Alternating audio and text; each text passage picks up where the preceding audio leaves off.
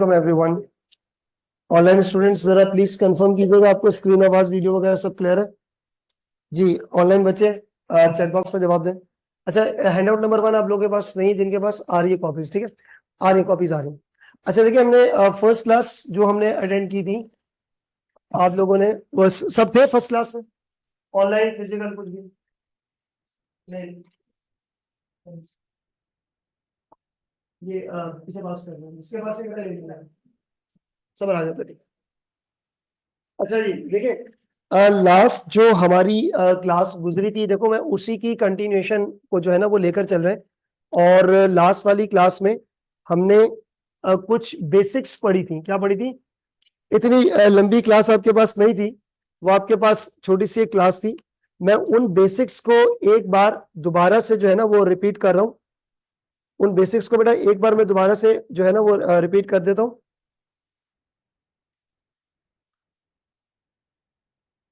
ताकि जो है ना सारे बच्चे इसमें एडजस्ट हो जाए। देखिए, सबसे पहला पॉइंट,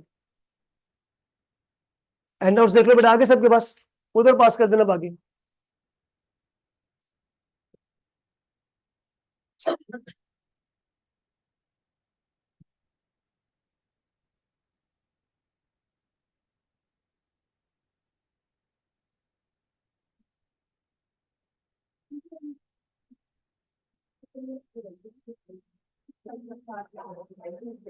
अच्छा ऑनलाइन बच्चे बेटा, ये आपके पास लिंक आ गया है, आप ये हैंडआउट जो है जिसको डाउनलोड करना है वो कर सकते हैं। बाकी बेटा इधर आ जाओ जरा जल्दी से सारे स्टूडेंट्स। बेटा इधर आ गए हैंडआउट्स? हाँ, वह यहाँ एक्सक्यूज मी यहाँ पास कर दें। ओके, अच्छा जी एक्सक्यूज मी, देखो बात सुनो। सबसे पहले इधर हमने ये इस हैंडआउट में पेपर स्ट्रक्चर डिस्कस किया था, ठीक है, वो हो गया आपके पास। कुछ बेसिक ओवरव्यू है जिसको मैं एक बार दोबारा से डिस्कस कर रहा हूं वेरी क्विकली, और फिर उसके बाद जो है वो अपने कंसर्न टॉपिक पर आ जाएंगे, ठीक है। बेटा पेपर पैटर्न वगैरह इन सब चीजों को छोड़े, पेज नंबर 2 पे आ जाए सारे बच्चे। एक्सक्यूज मी, हम बात कर रहे थे, अच्छा मैंने ये कहा था कि ये जो हैंडआउट है ना विच इज ऑफ बेसिक, ये आपके पास पूरा का पूरा एक ऑडिट की एक पिक्चर है कि यार 90-95% ऑडिट आपको अभी समझ में आ जाएगा कि टॉपिक क्या है। फिर एक एक टॉपिक को जब हम डिटेल में पढ़ने जाएंगे that will be a detailed story, ठीक है। Is it done? Okay, now excuse me, इधर बेटा देयर इज अ हेडिंग, और वो क्या लिखा है? Some basic overview. मुझे आप लोगों ने आंसर करना है चीजों में। देखिए, कंपनी किसकी है? शेयर होल्डर्स की। उसको चलाता कौन है? Board of directors. Board of directors 1 साल बाद हिसाब किताब बनाते हैं, किसके लिए? और उस हिसाब किताब को अंग्रेजी में क्या कहते हैं? Financial statements. I repeat once again. अच्छा, पैसा शेयर होल्डर्स का, किसी का, उन्होंने मुझे दिया, I am the management board of directors, और मेरा काम क्या है? कंपनी को चलाना।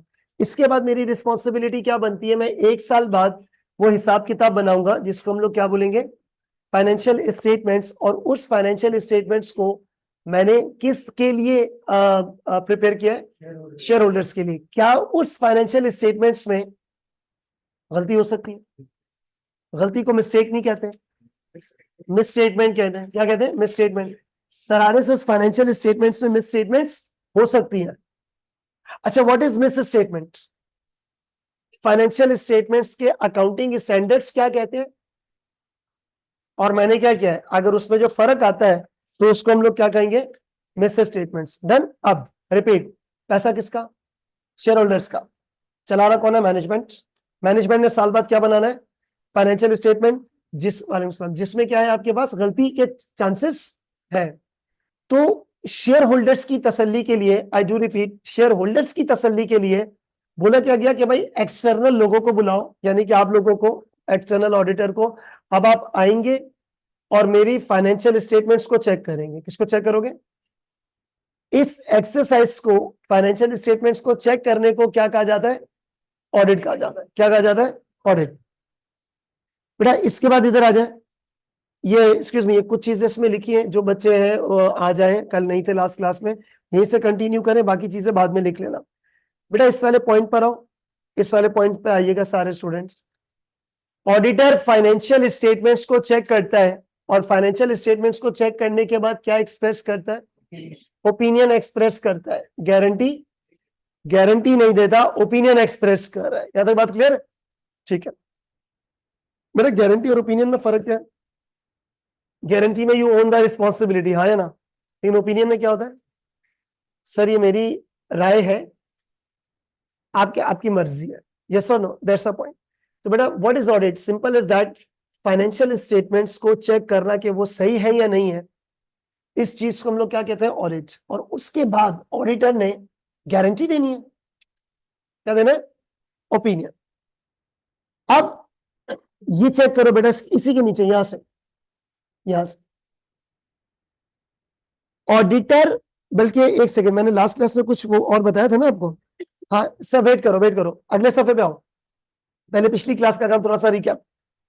ये सिस्टमैटिक अप्रोच को छोड़े, पेज नंबर 6 अभी थोड़ी देर में जब स्टार्ट होता है, ये बहुत इंपॉर्टेंट चीज है बेटा। आप who are you people? Auditor. और मैं RSNF मैनेजमेंट। एक ऑडिटर को इंफॉर्मेशन प्रोवाइड कौन करेगा? मैनेजमेंट। तो क्या आपको इस इंफॉर्मेशन पे यकीन करना है? नहीं, आपको भरोसा नहीं करना, क्या करना है?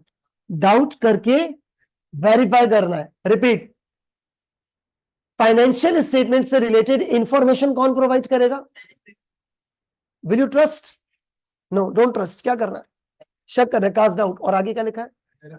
दूसरा सवाल, how to verify? The answer is audit procedure. बेटा वेरी सिंपल, सुने, मैंने उसी दिन मिसाल दी थी, आज उसको रिपीट कर रहा हूं। मैंने आपसे कहा कि बेटा मैं ये प्रोडक्ट परचेस करके लाऊं 1000 रुपए का, और मान लोगे? नहीं, आपके दिमाग में एक शक आएगा, सर हो सकता है 900 की हो या 1000 से ऊपर की हो सकता है, आप झूठ बोल रहे हो या गलती से कुछ भी, व्हाटएवर। आपको मैंने कहा ये प्रोडक्ट 1000 रुपए की है, will you trust? The answer is no. क्या करना है? तस्दीक करनी है, वेरीफाई करना है। कैसे वेरीफाई करोगे? प्रोसीजर लगा के। मैंने आपसे कहा ये प्रोडक्ट है, मैं 1000 रुपए की खरीद के लाया, इनवॉइस दिखा दो। क्या दिखा दो? अब इनवॉइस चेक करना, ये क्या है? प्रोसीजर नहीं, पूरा नाम बोलो, क्या है? Audit procedure. मैंने उस दिन भी कहा था टू वे कम्युनिकेशन आपने बोलना है। उस इनवॉइस को चेक करना बेटा, उस इनवॉइस को चेक करना, ये आपके पास क्या है? ऑडिट। That's it. है बात समझ में? केस 2, मैंने आपको उस दिन भी मिसाल दी थी। मैंने कहा सपोज करो कि रूम में 1000 यूनिट्स पड़े हुए हैं, मैंने आपको ये इन्फॉर्मेशन दी, तो क्या आप मान लोगे? क्या करोगे? जाके गिनती कर लोगे, हाँ भाई ठीक है। तो आपने दरअसल फाइनेंशियल स्टेटमेंट्स की चीजों की तस्दीक करनी है, और इस चीज को हम लोग क्या कहते हैं? ऑडिट। डन। अब फिर से रिपीट, फाइनेंशियल स्टेटमेंट्स की इंफॉर्मेशन प्रोवाइड कौन करेगा? मैनेजमेंट। आपको क्या करना है? शक करना है, और फिर कैसे? इसका मतलब ऑडिटर जो करता है वो ऑडिट प्रोसीजर है। क्या है वो? प्रोसीजर्स लगाने के बाद जो इंफॉर्मेशन आप हासिल करते हो उसको एविडेंस कहते हैं, और उस एविडेंस पे जो आप कमेंट करते हो वो ओपिनियन है। यस और नो? अच्छा जी, फिर बेटा ये ऑडिट प्रोसीजर, ये क्या लिखा हुआ है? Not steps. क्या है ये बेटा? ये आपके पास प्रोसीजर्स है, दीज आर द प्रोसीजर्स। आगे क्या लिखा हुआ है? Not steps. मैंने आपको ये कायरो बताए थे। कायरो क्या है बेटा? आपके पास ऑडिट प्रोसीजर्स है या ना? फिर ये कुछ ऑडिट प्रोसीजर्स लिखे हुए हैं, कुछ ऑडिट प्रोसीजर लिखे, इसको हम थोड़ी देर के बाद रिकैप करेंगे। बस फिलहाल जो बच्चे नए भी हैं, जिनकी पहली क्लास है, आप सिंपल प्रोसीजर्स के ऊपर ध्यान दे देना। किसके ऊपर? जो भी ऑडिटर करेगा वो क्या कहलाएगा? प्रोसीजर्स। That's it. अब आप पिछले सफे पे आ जाओ, यहाँ पे जी सवाल कीजिए। वो दिए ना नोट्स, कोई है एक्स्ट्रा वहां पे पीछे पीछे? बेटा हैंड आउट है, आगे पास कर दो। अब आ जाओ बेटा, एक्सक्यूज मी यहाँ पे। अच्छा, ऑडिटर्स को अपॉइंट कौन कर रहा है? बेटा ऑडिटर्स को अपॉइंट कौन कर रहा है? Share holders. कहां पे? AGM में अपॉइंट कर रहे हैं। यहां तक बात क्लियर हो गई है? ओके, ऑडिटर्स को अपॉइंट करें बेटा, ठीक है जी। अजीज ये और मारफानी बेटा भी बता देता हूँ, ये दोबारा रिपीट करता हूँ, कह रहा हूँ आपका सवाल मैंने देख लिया, ठीक है। अच्छा सुने इधर, एक्सक्यूज मी, ऑडिट प्रोसीजर्स क्या? What ever auditor is doing, वो क्या है? Audit procedure. अब आपको फाइनेंशियल स्टेटमेंट्स को चेक करनी है, गारंटी देना है, ओपिनियन। मैंने लास्ट क्लास में बताया था, लिखना मत, ऑडिटर इसको फॉलो करता है। IAS इंटरनेशनल अकाउंटिंग स्टैंडर्ड है, ये है ISA, international standards on auditing, ठीक है। यानी कि पेपर F7 या F3 IS को फॉलो कर रहा है, paper F8 ISAs, international standards on audit. ये जितना भी कुछ अभी आपको दिख रहा है इस हैंडआउट में, छोटा सा अल्फाज होगा, जब हम पढ़ेंगे वो बड़ा सा टॉपिक एंड आइजा बन जाएगा, ठीक है। अब ध्यान से सुनिएगा, ऑडिटर गारंटी नहीं देता, क्या देता है? ये मैं नहीं कह रहा, आइजा में लिखा हुआ है, और उस दिन भी बताया था, आज रिपीट कर रहा हूं। जिस तरह ना IS1, IS2, IS7, इस तरह आइजाज के भी नंबर है, आइजा 200, 210, 220, 300, 315, इस तरह चलते जाएंगे आपके पास आइजाज। लेकिन अभी कोई आइजा का नंबर और टॉपिक नहीं है, it's just the information. I do repeat again, auditor ने चेक करना है फाइनेंशियल स्टेटमेंट्स, उसके बाद क्या देना है? ओपिनियन। गारंटी कहां लिखा है? आइजा में लिखा हुआ है। अब आ जाओ नेक्स्ट। नेक्स्ट क्या लिखा है बेटा? ये 2 पॉइंट्स जरा पढ़ना, सैंपल को अंडरलाइन करो, मटेरियल को अंडरलाइन करो, कनेक्ट कर लो। सैंपल और मटेरियल को अंडरलाइन करके कनेक्ट कर लीजिएगा यहां पे। सर ऑडिटर जो है, जो आपको स्टेटमेंट में लिखा हुआ नजर आ रहा है, ऑडिटर टेस्ट फाइनेंशियल स्टेटमेंट्स, आगे क्या लिखा है? On sample basis. Auditor test what? अब ये जरा गौर से सुनिएगा, ये फलसफा, ये क्या चीज है भाई सैंपल का? बेटा एक सवाल, फाइनेंशियल स्टेटमेंट्स कितनी दिन की चेक कर रहे हो? 1 दिन की, 1 साल की? 1 साल की।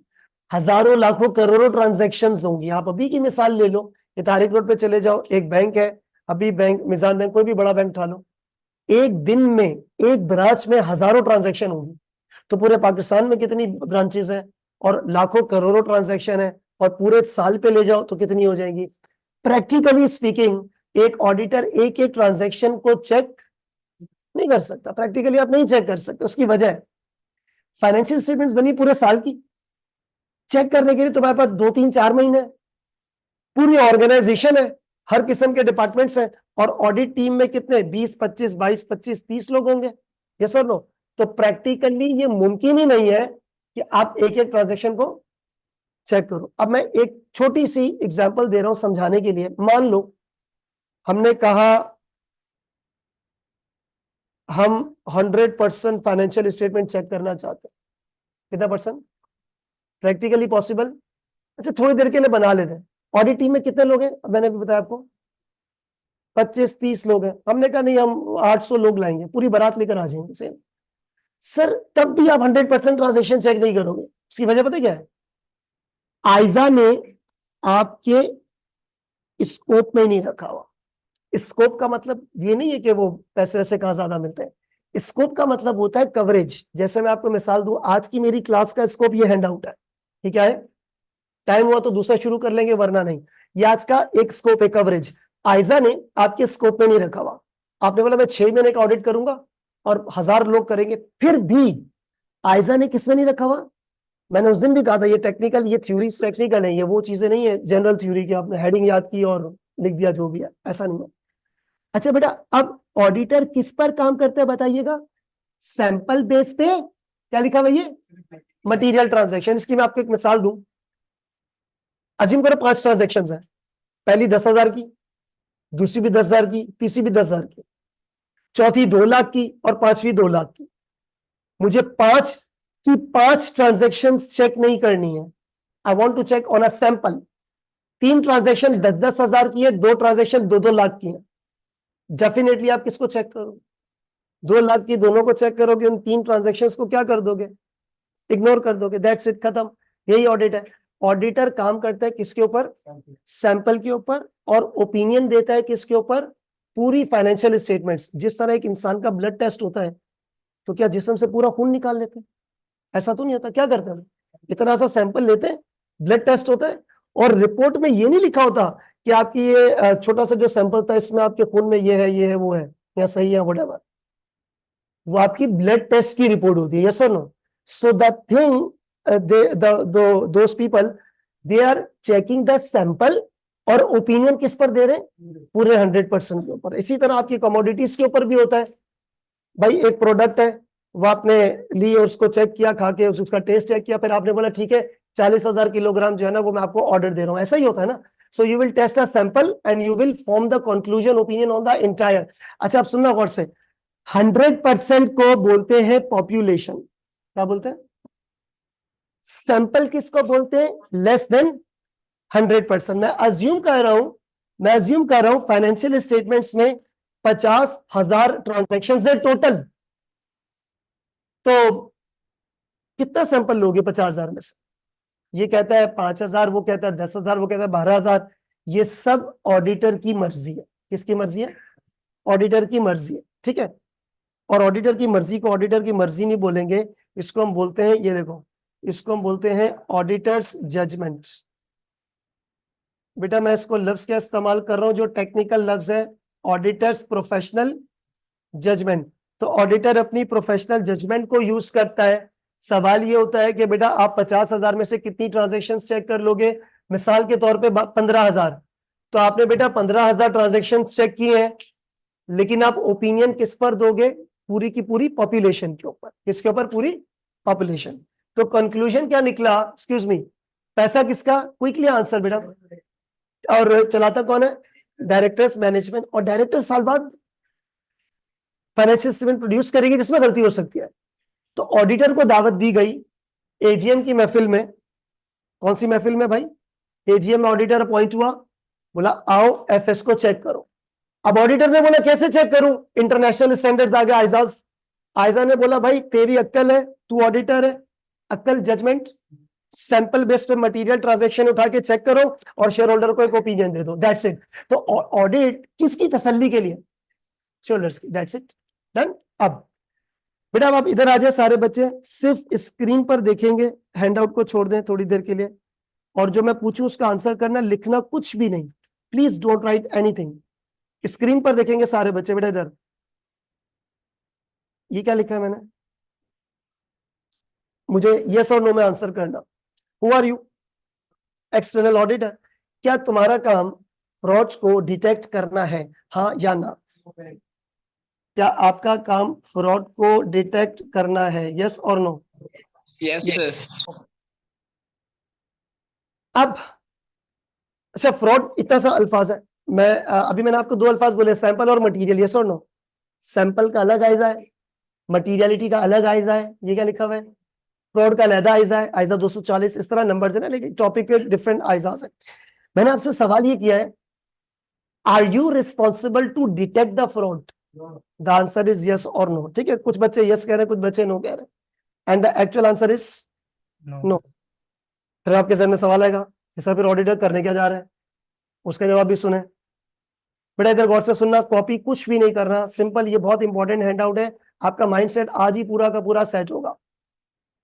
बेटा आप हो ये, कौन? ये नहीं, ऑडिटर। तुम्हारा काम क्या चेक करना है? फाइनेंशियल स्टेटमेंट के आईएएस को चेक करना है, या बस दैट्स इट। मैं आपको एक कॉमन कॉमन मिसाल लेते हैं। IS2 क्या कहते हैं? लोअर ऑफ कॉस्ट और NRV। मेरी इन्वेंट्री पड़ी है, तो आपने सिर्फ ये चेक करना है कि कॉस्ट 10 रुपए, NRV 6 रुपए, यार हारिस हनीफ लिमिटेड ने 6 रुपए पर रिकॉर्ड किया कि नहीं? This is the audit. You are just here to check the application of accounting standards, ठीक है? यार ये हारिस हनीफ ने अकाउंटिंग स्टैंडर्ड सही अप्लाई किया या नहीं? अब केस 2, आप लोगों को आसान लैंग्वेज में समझाने के लिए, जो अमूमन मैं एग्जांपल देता हूं पहली क्लास में, बेटा आप क्या करने आ रहे हो? प्लीज आंसर मी इसको देखते हुए। क्या चेक करना है? IAS को चेक करना है, डन। क्या चेक करने आ रहे हो? Accounting standard. पता नहीं, मैंने, मेरी मैनेजमेंट टीम ने, तुमने किसी भी तरीके से यू केम टू नो कि भाई कंपनी में फ्रॉड हुआ है। क्या हुआ है? फ्रॉड हुआ है। अज्यूम कर लेते हैं कैश चोरी हुआ है, ठीक है? किसी अमाउंट का कैश, 2 लाख रुपए का, लाख रुपए का कैश चोरी, कुछ भी हुआ है, कैश क्या हुआ है? चोरी हुआ है। चोर को ढूंढना और चोरी को ढूंढना, क्या बोला मैंने? चोर और, यार चोर कौन हो सकता है और उसने चोरी कैसे की होगी, कैसे छुपाया? अब आप लोग वो CCTV फुटेज देख रहे हो, ये कर रहे हो, सारी चीजें, लिसन लिसन, चोर और उसकी चोरी की वारदात को ढूंढना और उसको रिस्पॉन्सिबल लोगों के हैंडओवर करना, यानी कि मैनेजमेंट के ऊपर, इस काम करने को ऑडिट नहीं कहते, इस काम करने को कहते हैं ये, क्या लिखा है, forensic audit. I do repeat again, चोर कौन हो सकता है, उसने चोरी कैसे की है, कैसे उसने वारदात की है, कैसे उसने छुपाया, इस असाइनमेंट को, इस चीज की खोज को ऑडिट ही नहीं कहते, क्या बोलेंगे, फॉरेंसिक ऑडिट। और ये फॉरेंसिक ऑडिट आपके F8 के स्कोप में नहीं है, किसमें नहीं है, 8 के स्कोप में नहीं है। नाउ लिसन, ये बहुत टेक्निकल डिफरेंस है जो भी बताने जा रहा हूं, सुने इधर। आप हो कौन बेटा, आप फॉरेंसिक ऑडिटर नहीं हो, आप कौन हो, आप एक्सटर्नल ऑडिटर हो। Please answer me once again, अब आपका काम क्या है, एफएस की अकाउंटिंग स्टैंडर्ड्स को चेक करना, ठीक है। आप अकाउंटिंग स्टैंडर्ड चेक कर रहे हो, ध्यान से सुनिएगा। पता नहीं आपको पता लगा कंपनी में कोई चोरी वोरी हुई है, अज्यूम आपको पता लगा, मैं मैनेजमेंट, आप मेरे पास आए, आपने बोला सर हारिस हमने सुना है कि आपकी कंपनी में 50 का कैश चोरी हुआ है, 1000 मिलियन जो भी लगाना है। ध्यान से सुनिएगा, क्या पूछा आपने मुझसे, सर आपके यहाँ कैश चोरी हुआ है 50 का, यस और नो। मैंने कहा हाँ चोरी हुआ है। 1 मिनट का अफसोस कर लेना, वो 1 मिनट बहुत ज्यादा, 1 सेकंड का, कितने सेकंड का, क्या बोलोगे, बहुत अफसोस हुआ, क्या हुआ, बस बस खत्म, इससे ज्यादा नहीं। आपका दूसरा सवाल होना चाहिए, सर 50 का कैश तो चोरी हुआ है, how did you accounted for this. मैंने बोला हाँ, आपने बोला भाई इसकी डबल एंट्री क्या बनाई है, क्या बनाई है, इंग्लिश में बोला ना, समझ नहीं आया, तो आपने बोला भाई how did you accounted for this. मैंने बोला क्या कह रहे हो भाई, आपने बोला क्या, एंट्री क्या बनाई है इसकी, ये भी तो एक एक्टिविटी है ना। देखो 3 चीजें, एक होती है एक्टिविटी, काम होना, ये भी तो एक काम हुआ है, उस काम को रिकॉर्ड करना अकाउंटिंग है, और अकाउंटिंग को चेक करना ऑडिट है, ठीक है। अब ना लिसन, अब होगा क्या, आपने मुझसे पूछा सर क्या एंट्री बनाई है, मैंने बोला यार मैं डायरेक्टर हूं, मैंने बोला यार ऑडिटर बात सुन, मैंने किया कैश क्रेडिट, क्या किया, कैश क्रेडिट। अभी मैं शेयर होल्डर को बता दूं कि उनके पैसे में से चोरी हुई है तो वो मुझ पे ट्रस्ट नहीं करेंगे, फिर एजीएम है, मुझे भी डायरेक्टर दोबारा बनना है, वगैरह वगैरह। तो मैंने क्या किया, मैंने किया रिसर्च एक्सपेंस डेबिट और ट्रेनिंग एक्सपेंस डेबिट 20 से, क्या एंट्री बैलेंस हुई है, हाँ या ना। ध्यान से सुनिएगा, व्हाट हैपेंड, हुआ क्या यहाँ पे, जल्दी हाँ सही बोलो, क्या हुआ है, कैश चोरी हुआ है, और मैं अपने इस कलम से शेयर होल्डर्स को रिपोर्ट क्या कर रहा हूं, रिसर्च हुई है। आपने वो डायलॉग सुना है, users economical decision based on the financial statements, हाँ या ना, क्योंकि मैं आईटी कंपनी चलाता हूं ना, तो ये सिलसिला हो रहा है, यस और नो। तो users economic decision based on, वो तो अंग्रेजी में हम याद कर लेते हैं, मतलब इसका ये है, शेयर होल्डर्स के पास जब ये खबर पहुंचेगी तो शेयर होल्डर खोल के पढ़ेगा, बोलेगा वाह रिसर्च हो रहा है, क्या हो रही है, और अपने एम्प्लॉइज को ये एक नए मॉडल की डिवाइस इजाद होगी, यस और नो। क्या करेगा शेयर होल्डर, और पैसे लगाएगा, खुश होगा, यस और नो। सो आई डिसीव देम, यस और नो। ध्यान से सुनना बेटा, चोर और चोरी ढूंढना फॉरेंसिक असाइनमेंट है जो तुम्हारा काम नहीं है। आप है, आपने मुझसे पूछा सर हमने सुना 50 का चोरी हुआ है, हाँ 1 सेकंड का अफसोस, अगला सवाल, मैंने बोला ये एंट्री है, आपने आप तो झूठे आदमी हो। आपने बोला सर फाइनेंशियल स्टेटमेंट्स, सुनो, नॉट ट्रू एंड फेयर ना, ये क्या लिखा, not true and fair. Assume करो बेटा मेरे हाथ में एक डॉक्यूमेंट है, फाइनेंशियल स्टेटमेंट्स है, you are not responsible, you are not responsible to detect चोर एंड चोरी, यू आर रिस्पॉन्सिबल कि जो भी इसमें लिखा है ना झूठ नहीं होना चाहिए, क्या होना चाहिए, सच होना चाहिए। रिपीट, हुआ क्या, चोरी, और मैं हारिस शेयर होल्डर को क्या बताने जा रहा हूं, कुछ और है, समथिंग, इसको कहते हैं मैनिपुलेशन, मिस स्टेटमेंट्स, यस और नो। आप बोलोगे सर हारिस आपको पता है आपकी इस हरकत की वजह से हजारों शेयर होल्डर्स का फैसला, इकोनॉमिकल डिसीजन, जो पैसा लेके खड़े हुए हमने फैसला कर रहे हैं, वो अफेक्ट हो सकता है। सो दिस इज द गलत खबर जो आप यूजर्स को पहुंचा रहे हैं। गौर से सुनो, केस 2, जल्दी जल्दी बोलो क्या हुआ है, चोरी। आपने क्या करना है, नहीं अफसोस कहां गया, कितने सेकंड का, हो गया, बस खत्म सर, बड़ा अफसोस हुआ आपका। नहीं, मिनट बहुत ज्यादा है। अच्छा, फिर उसके बाद आपने मुझसे पूछा सर एंट्री क्या मतलब व्हाट्स द अकाउंटिंग ट्रीटमेंट। मैंने बोला देखो यार, मैं एक काम करता हूँ, शेयर होल्डर को सब सच सच बता देता हूँ। तो मैंने एंट्री पास की, फ्रॉड एक्सपेंस को मैंने राइट ऑफ किया पीएनएल में। फ्रॉड को बेटा मैंने क्या किया, राइट ऑफ किया, यानी कि पीएनएल डेबिट किया और कैश क्या किया। और you all are aware of the fact income statement, balance sheet, cash flow, changes in equity. पांचवा क्या है, नोट्स। हर फिगर के नोट्स भी होते हैं, क्या होते हैं। अब नोट्स, नोट नंबर 90 में इसकी पूरी तफसील भी लिखी हुई है। रिपीट हुआ क्या है, जल्दी बोलो जल्दी बोलो। चोरी, आपने क्या किया, कितनी देर का, उसको साइड पे लगाओ। फिर क्या पूछा, एंट्री। मैंने आपको ये दिखाया, मैंने बोला देखो भाई चोरी हुई है। अब आप बोलोगे नहीं यार आप तो सच्चे आदमी हो। फाइनेंशियल स्टेटमेंट्स क्या है, किधर तुमने चोर और चोरी ढूंढी, यस और नो।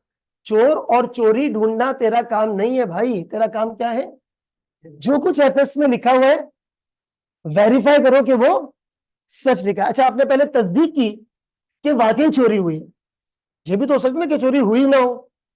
आपने पहले वेरिफिकेशन किस चीज की कर ली भाई, फ्रॉड की। यू कंफर्म कि that there was a fraud, और मैंने उस फ्रॉड को राइट ऑफ किया। बेटा फ्रॉड इज अ नुकसान, हाँ या ना, नुकसान डेबिट हो जाता है, चीज चले गई, खत्म हो गई कहानी। मैंने उस नुकसान को एक्सेप्ट किया, ईमानदारी से लिखा, यूजर्स को पहुंचा दिया। अब आप मुझे बताओ, जो खबर मैं यूजर को पहुंचा रहा हूं क्या वो सच है कि झूठ है, सच है, तो आप क्या ओपिनियन दे दोगे, दैट्स इट। किधर तुमने चोर ढूंढा, चोरी ढूंढी, कहीं नहीं, ये काम तुम्हारा नहीं है, ये किसका है, फोरेंसिक ऑडिटर का काम है। अब आ जाओ बेटा इधर नेक्स्ट पे, जल्दी से हैंडआउट पे आ जाओ। क्या लिखा हुआ है, the auditor is not responsible to detect the, he is there to check the application of accounting standards. Now listen, who are you, जल्दी आंसर। ऑडिटर, मैं मैनेजमेंट, मैंने फाइनेंशियल स्टेटमेंट्स बनाई हुई है, ये income statement, cash flow, balance sheet. Answer में इधर पढ़ना नहीं इधर देखना। व्हाट विल यू अज्यूम, मैं मैनेजमेंट, ऑनेस्ट अज्यूम करोगे मुझे या डिसऑनेस्ट, नो। आप नहीं, शक करने का मतलब होता है मानना नहीं है पहले से। रिपीट, भाई इधर सुने, एक इंफॉर्मेशन मैंने आपको दी है, आपने बोला सर हारिस ये इंफॉर्मेशन आपने बनाई है, मैंने कहा आपने बोला गलती होगी। सवाल, क्या आपने चेक करने से पहले ही अपने दिमाग में फतवा जारी कर दिया कि हारिस ने बनाई है, तो आपको चीज सही नजर नहीं आएगी। नंबर 2, आपने बोला सर आपने बनाई है, सही होगी, yes or no. So you should assume management is neither honest nor dishonest. You should have the, auditor should have the neutral mindset. आपको क्या रखना बेटा, यानी कि आपको बेटा सोच क्या रखनी है जरा बताइएगा, इंडिपेंडेंट।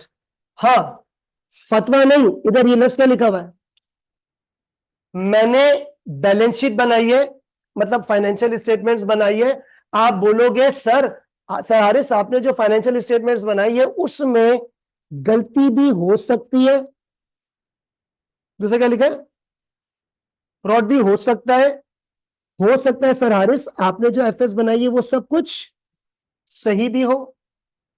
पहले से चीज को अज्यूम नहीं करना है। You will assume management is neither honest not dishonest.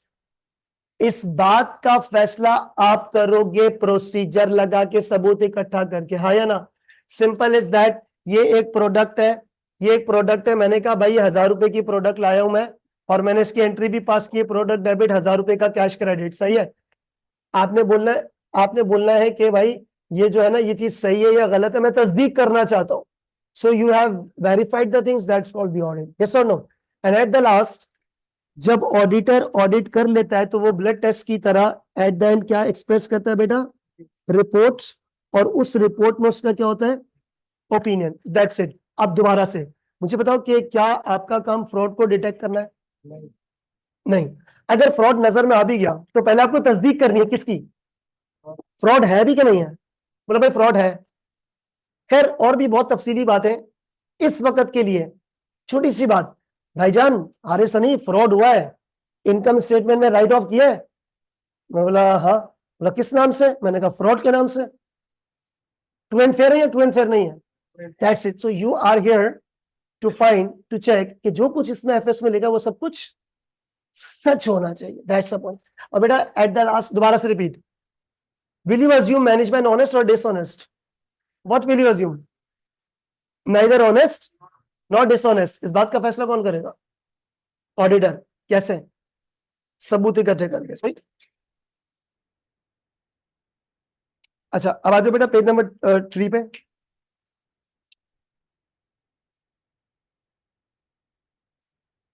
अच्छा बेटा, जो बच्चे लास्ट क्लास में नहीं थे, ध्यान से सुनिएगा. इधर मैं एक हल्का सा इसको रिकैप दे रहा हूं. 1 मिनट रुक जाए, अजान हो जाए. ऑनलाइन बच्चे बेटा आप बातें ना कीजिएगा. जैसे मेरी अजान हो रही है, मैं इसके बाद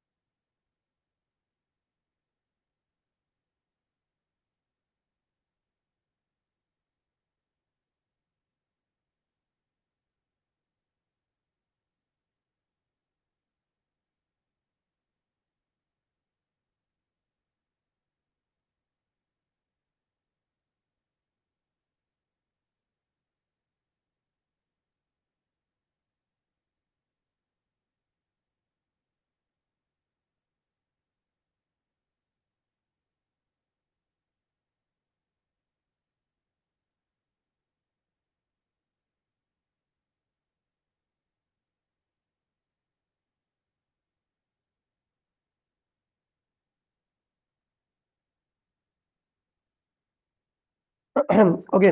नाउ लिसन बेटा वंस अगेन. अच्छा, ये चीज जो बच्चे एक्सक्यूज मी जो लास्ट क्लास में नहीं था, आज की क्लास में है, इसको लिख बाद में लेना, समझने पे ध्यान देना. सही है? लिखा हुआ आपको मिल भी जाएगा, किसी से बाद में कॉपी कर लेना. इधर देखिएगा सर, एक्सक्यूज मी. अब थोड़ा सा स्लोली, क्योंकि जो page number next next page है ना, वो काफी टेक्निकल है. Repeat. Who are you? Auditor. आपको क्या चीज चेक करनी है? Financial statements. और उसको चेक करने के लिए आपको मेहनत करनी पड़ेगी। उस मेहनत को क्या बोलते हैं? Audit procedure. ठीक है, क्या बोलते हैं बेटा उस मेहनत को? Audit procedure. जाग रहे हैं सारे? यस और नो? ये क्या लिखा हुआ है? कायरो निमोनिक है, किसको याद रखने के लिए? ऑडिटर भाई जो मेहनत करेगा, जो काम करेगा, उसको क्या बोलते हैं? Audit procedures. प्रोसीजर्स को लगाकर जो इंफॉर्मेशन हासिल करोगे वो सबूत होता है, एविडेंस। ठीक है, सबूत पे कमेंट ओपिनियन देना है या ना? जागो जागो जागो, एनर्जेटिक। बेटा ये क्या लिखा हुआ है? कायरो। ये प्रोसीजर्स में स्टेप्स नहीं है। पहला क्या लिखा है? कॉन्फर्मेशन। इधर देखें, लुक एट द स्क्रीन बेटा सारे। कन्फर्मेशन। आपने मुझसे पूछा भाई पेबल में एक सप्लायर का बैलेंस आ रहा है 50,000 या 50 लाख। आपने वो बैलेंस देखा, आपको तसल्ली नहीं हो रही, आपने मेरे सप्लायर को एक खत लिखा, लेटर लिखा, आपने बोला हारिसनिप लिमिटेड के अकाउंट में पेबल आ रहे हैं तुम्हें 50 लाख। सो दैट मीन्स तेरे पास रिसीवेबल आ रहा होगा, यस और नो? चेक करके बता दे, इसको क्या बोलते हैं? और कंफर्मेशन हमेशा किससे ली जा रही है? एक्सटर्नल पार्टी से। ठीक है, वेरी सिंपल। नेक्स्ट मूव, ये क्या लिखा हुआ है? एनालिटिकल प्रोसीजर का मतलब होता है, ये बहुत इंपॉर्टेंट पॉइंट, क्या लिखा है? Compare the figures and investigate abnormal difference, unusual difference. मैं आपको एक छोटी सी मिसाल दूं, जो लास्ट क्लास में दी थी उससे हट के मिसाल दे देते हैं। छोटी सी एग्जांपल बेटा, लेट्स से फॉर एग्जांपल आप 2011 और 2012, डेफिनेटली आप 2012 का ऑडिट कर रहे हो। अज्यूम करता हूं सेल है 100 रुपए, ताकि कैलकुलेटर की जरूरत नहीं पड़े हमें। और एक ले लो एक्सपेंस डिस्ट्रीब्यूशन का, कौन सा? ट्रांसपोर्टेशन, टीसीएस का खर्चा, वो 10 रुपए था। ठीक है, बाकी अपनी जगह जो भी था। 2012 में सेल हो गई बेटा 150 और डिस्ट्रीब्यूशन एक्सपेंस हो गया 0। Is it something surprising element for you? Yes. देखो थोड़ा एनालाइज करो। आप लोगों ने बचपन में F2 F3 F7 F5 में रेशियोज पढ़े। सवाल, अगर मैं आपसे पूछूं क्या उम्मीद करते हो बेटा या डिस्ट्रीब्यूशन का खर्चा कितना होना चाहिए था? 15। Very good. पता है कैसे? 10%। 10% था ना सेल का, तो इसका भी 10% ही होना चाहिए। अच्छा 10% नहीं, 14, 15, 16 रुपए होना चाहिए था, ये सर नो? ये एक माजी का पैटर्न था। क्या था? माजी का पैटर्न। इसे डन? जी बेटा हाँ है ना? आप आए, आपने देखा डिस्ट्रीब्यूशन एक्सपेंस 0। क्या आप ये चीज देखकर एकदम से शॉक हो जाओगे, सरप्राइज हो जाओगे? आपने क्या बोला? अच्छा आपने ना कंपैरिजन किया। क्या किया? कंपैरिजन। आपने बोला सेल बड़ी है, डिस्ट्रीब्यूशन एक्सपेंस 0 हो, आपने शॉक हो गए। आपने बोला ये कंपैरिजन किया, आपको क्या ये चीज नॉर्मल लग रही है एबनॉर्मल? आप मेरे पास आ गए इसकी छानबीन करने के लिए। क्या करने के लिए? इन्वेस्टिगेशन करने के लिए। If it would be 16, would it be normal? Yes. हाँ इट्स ओके, मसले की बात ही नहीं। आपने बोले सर बहुत अनयूजुअल चीज है, ऐसा कैसे हो गया? सेल बढ़ रही है और डिलीवरी का खर्चा 0। सवाल, इसको मैं भी एक्सप्लेन करता हूं मजीद। इसको क्या बोलते हैं? Comparison of the figures and investigation किस चीज की करनी है आपने? अनयूजुअल की। अच्छा मुझे एक बात बताओ, क्या जरूरी है इधर मिस स्टेटमेंट ही हो? नहीं जरूरी नहीं है। आपको पता है ये सब चीजें सही भी हो सकती हैं। मिसाल, आप अच्छा आपने पहले 2012 11 देखा, फिर 12 देखा, आपने बोला यार ये तो बहुत ही अजीब सी बात लग रही है, सेल बढ़ी है, डिस्ट्रीब्यूशन एक्सपेंस 0। मेरे पास आ गए, आपने बोला सर व्हाट इज दिस? मैंने बोला कुछ नहीं, 0 है। आपने बोला भाई ये एकदम से 0 कैसे हो गया? मेरा जवाब सुनो। मैंने आपसे बोला कि हमारे बोर्ड ऑफ डायरेक्टर्स ने 2012 में इस बात का फैसला किया है कि हम जब सामान को डिलीवर करेंगे ना, सेल करेंगे ना, तो हम लोग टीसीएस का खर्चा बेयर नहीं करेंगे। ये कोरियर सर्विस का खर्चा कस्टमर ही देगा, ये हमारी पॉलिसी है। बोला हाँ, क्या अब बात समझ में आने वाली है? भरोसा आपने इस पे भी नहीं करना, वेरीफाई करना है। बेटा मैंने तो आपको जबानी कलामी बताया ना कि कंपनी की पॉलिसी है। Should you rely on oral words और रिटन एविडेंस? Written evidence. सबसे पहला पॉइंट, बोर्ड का फैसला था। F4 F1 में आपने टर्मिनोलॉजी पढ़ी है, minutes of BOD meetings. Minutes कहते हैं उस कागज को जिसपे सारे हतमी फैसले लिख दिए। ये फैसला है। आप बोलोगे अरे सर ये बोर्ड ऑफ डायरेक्टर्स का फैसला, तो मिनट्स ऑफ द मीटिंग दिखा दो। अब यकीनी बात है मेरे लिए, आपके लिए नहीं, फॉर मी, मुझे ये बात किसको इन्फॉर्म करनी चाहिए? कस्टमर्स को। किसको? तो आप बोलोगे सर हारिस आपने कस्टमर को इन्फॉर्म किया होगा ना, वेबसाइट पे पॉलिसी लिखी हुई होगी, एक दफा आपने तस्दीक कर ली, हाँ वाकई था, वाकई था, आपने कंफर्मेशन इंक्वायरी भी करा ली, कस्टमर से कंफर्मेशन भी करा ली कि भाई तू ही पैसे देता है कुरियर सर्विस से, बोला हाँ। क्या अब ये चीज नॉर्मल हो गई है? हाँ अब क्या हो गई बेटा? नॉर्मल। लेकिन एट फर्स्ट साइट, आपकी पहली नजर में जब आपने इसको देखा, तो आपने इसको क्या कंक्लूड किया था, नॉर्मल या अनयूजुअल? आपने इसकी छानबीन की, अगर गलती है तो सही करवाओ, गलती नहीं है तो इट्स ओके, खैर हो गई। So this is called analytical procedure. आ जाओ बेटा दोबारा से हैंडआउट पे। What is analytical procedure? किधर गया? ये रहा। कंपैरिजन करके किसकी इन्वेस्टिगेशन करनी है? आगे आ जाओ। आई के ऊपर क्या लिखा हुआ है? ये क्या है? 3। आई से 3 चीजें स्टार्ट होनी। पहला क्या है? Inquiry is a loves word use for internal asking questions from.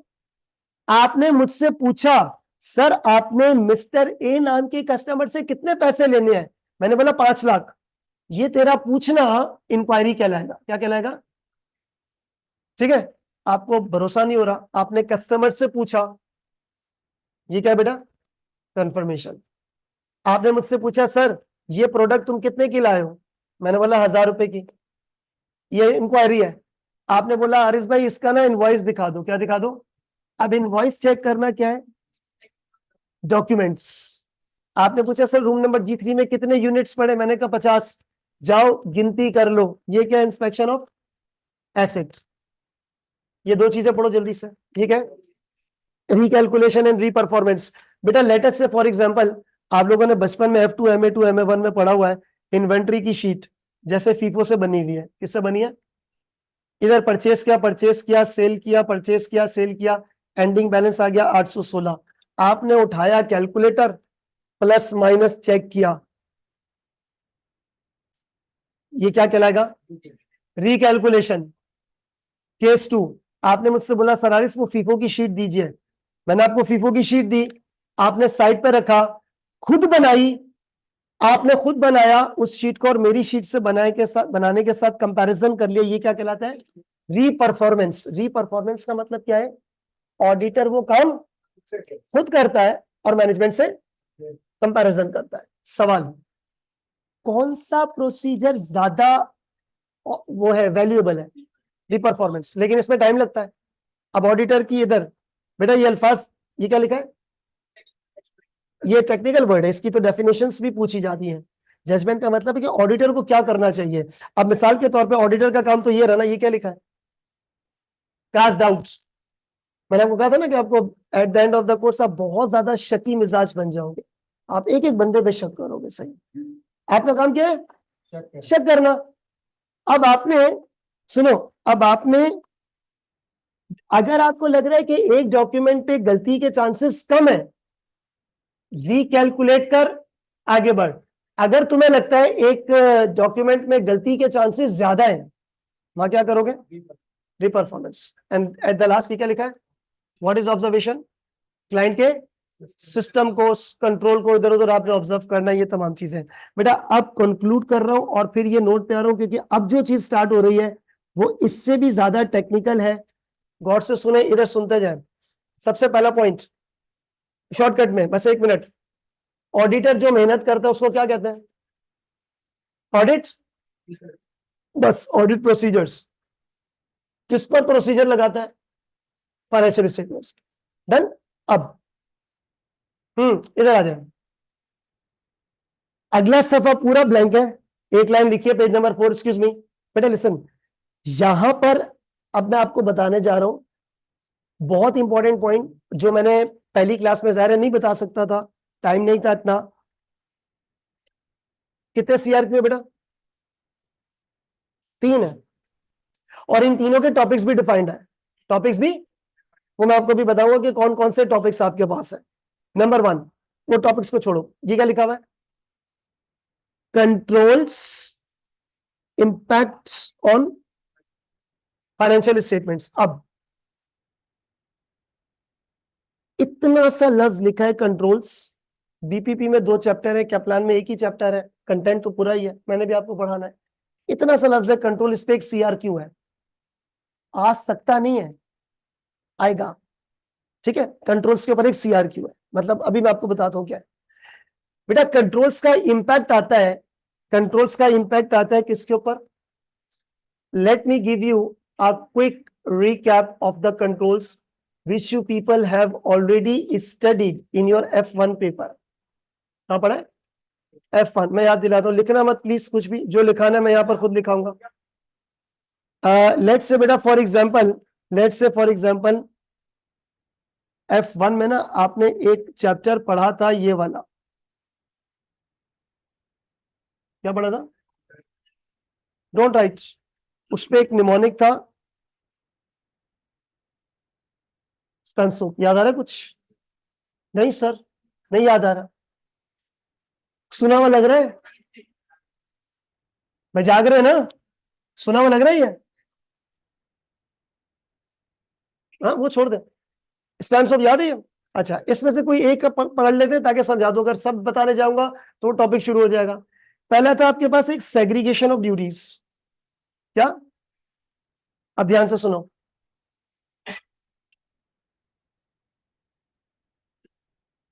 ये कौन है? मिस्टर है। ये साहब कस्टमर से डील करता है, ये प्रोडक्ट सेल्स भी करता है, ये कैश कलेक्ट भी करता है उसको, और फिर महीने के बाद कैश को रिकंसाइल भी करता है। सवाल, सारा काम कौन कर रहा है? क्या चांसेस है फ्रॉड करे? तरीका सुना है, कैश चोरी कर सकता है, कैश भी इसके हाथ में, रिकॉर्ड्स भी इसके हाथ में, यस और नो? कैश चोरी, entry delete, accounts balance, yes और नो? चलो, चोर नहीं है ये बंदा, अच्छा है। क्या वर्कलोड की वजह से इससे एरर हो सकता है? क्या हो सकता है? कैन यू टेल मी किस तरह का एरर हो सकता है? ओवरस्टेट, और आप बच्चों ने पढ़ा है F3, नॉट F7, मैं F7 की बात नहीं कर रहा, F3। उसमें आपने 7 टाइप्स ऑफ एरर्स पढ़े थे, कमीशन, ट्रांसपोजिशन, ओमिशन, कोई ना कोई एरर्स हो सकते हैं, हाँ या ना? इसका इसके अकाउंट में लिख दिया, ओमिट कर दिया, 95 को गलती से क्या लिख दिया, 59 लिख दिया, मतलब दिस इज नथिंग, जो एरर्स आपके पास हो सकता है ना? सवाल, प्रॉब्लम उस मिस्टर ए में नहीं है सर हारिस, प्रॉब्लम आपकी कंपनी के, आपने इतना सारा रिस्पॉन्सिबिलिटी वाला काम एक ही बंदे को दे दिया, तो वो चोरी कर सकता है, होशियार होगा, डेढ़ होशियार होगा तो चोरी करेगा, और अगर वो सीधा होगा तो गलती के चांसेस है। सर हारिस, तुम्हारी कंपनी का कंट्रोल सिस्टम खराब था, जिसकी वजह से, क्या काम था इसका, किस चीज को रिकॉर्ड कर रहा है? कैश और सेल। सर हारिस, तुम्हारे इस खराब कंट्रोल सिस्टम की वजह से कैश और सेल के रिकॉर्ड ओवर अंडर स्टेट हो सकते हैं। किसके? पेबल से तो ताल्लुक नहीं है ना इसका, पेरोल से तो ताल्लुक नहीं है, एनसी से तो ताल्लुक नहीं है, ये चीजें बंदा क्या कर रहा है, कैश और सेल्स, यस और नो? कैश डेबिट, सामान credit. Sir Haris, your control system is poor, जिसकी वजह से कैश और सेल के रिकॉर्ड अंडर ओवर स्टेट हो सकते हैं, यस और no? That's very simple point, इसके अलावा कोई दूसरी बात नहीं, वरना टॉपिक शुरू हो जाएगा। मेरा आपको सिर्फ बोलने का मकसद क्या था, जो कंट्रोल्स हैं बेटा, कंट्रोल उसका क्या रहा है? अब मैं एक स्टेटमेंट लिखूंगा और चाहता हूं कि अगली बात आप मुझे बताएं, एंड आई एम श्योर कि आप सही बताएंगे। अच्छा बेटा, let's say for example if controls are बेकार, कंट्रोल्स क्या है? मेरी कंपनी का इंटरनल कंट्रोल सिस्टम अच्छा नहीं है। आप बच्चे मुझे ये बताओ, फाइनेंशियल क्या खराब है? सिस्टम खराब है। तो एफएस में कंट्रोल अलग है, एफएस अलग है, ठीक है? खराब है, खराबी किधर है? सिस्टम में, कंट्रोल सिस्टम में निजाम खराब है। एफएस में गड़बड़ के चांसेस कम है, ज्यादा है? ज्यादा है।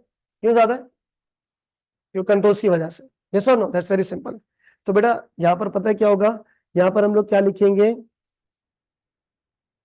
ग्रेटर चांसेस ऑफ फ्रॉड नहीं बोलो भाई, एरर नहीं बोलो, मिसस्टेटमेंट। एक मिनट वेट कीजिएगा।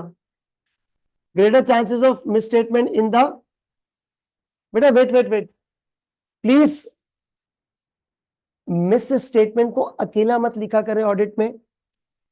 आप मिस स्टेटमेंट की जगह पूरा लिखोगे, क्योंकि ऑडिटर छोटी छोटी गलतियां तो माफ कर देता है। मिसाल के तौर पे कंपनी के प्रॉफिट से मिलियंस में, और मैंने 200 रुपए की ट्रांजैक्शन इधर उधर की है, तो आप 200 अरे 200 की ट्रांजैक्शन तो चेक ही नहीं करनी थी तुमने, हाँ या ना?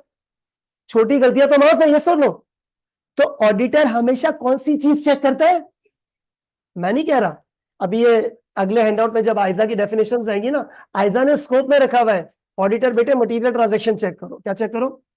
फिर से रिपीट बेटा, इधर कंट्रोल्स का इंपैक्ट किसके ऊपर आ रहा है? अगर कंट्रोल्स पुअर है, एफएस में गलती के चांसेस ज्यादा है।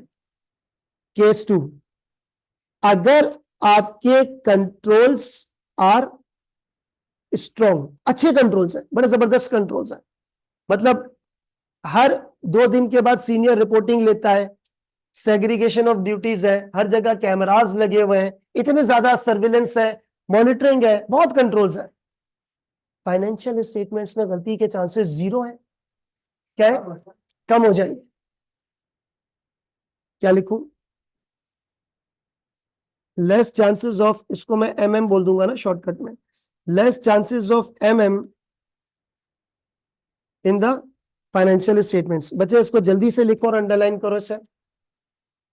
Less chances of material misstatement, MM means material misstatements in the financial statements, less chances है।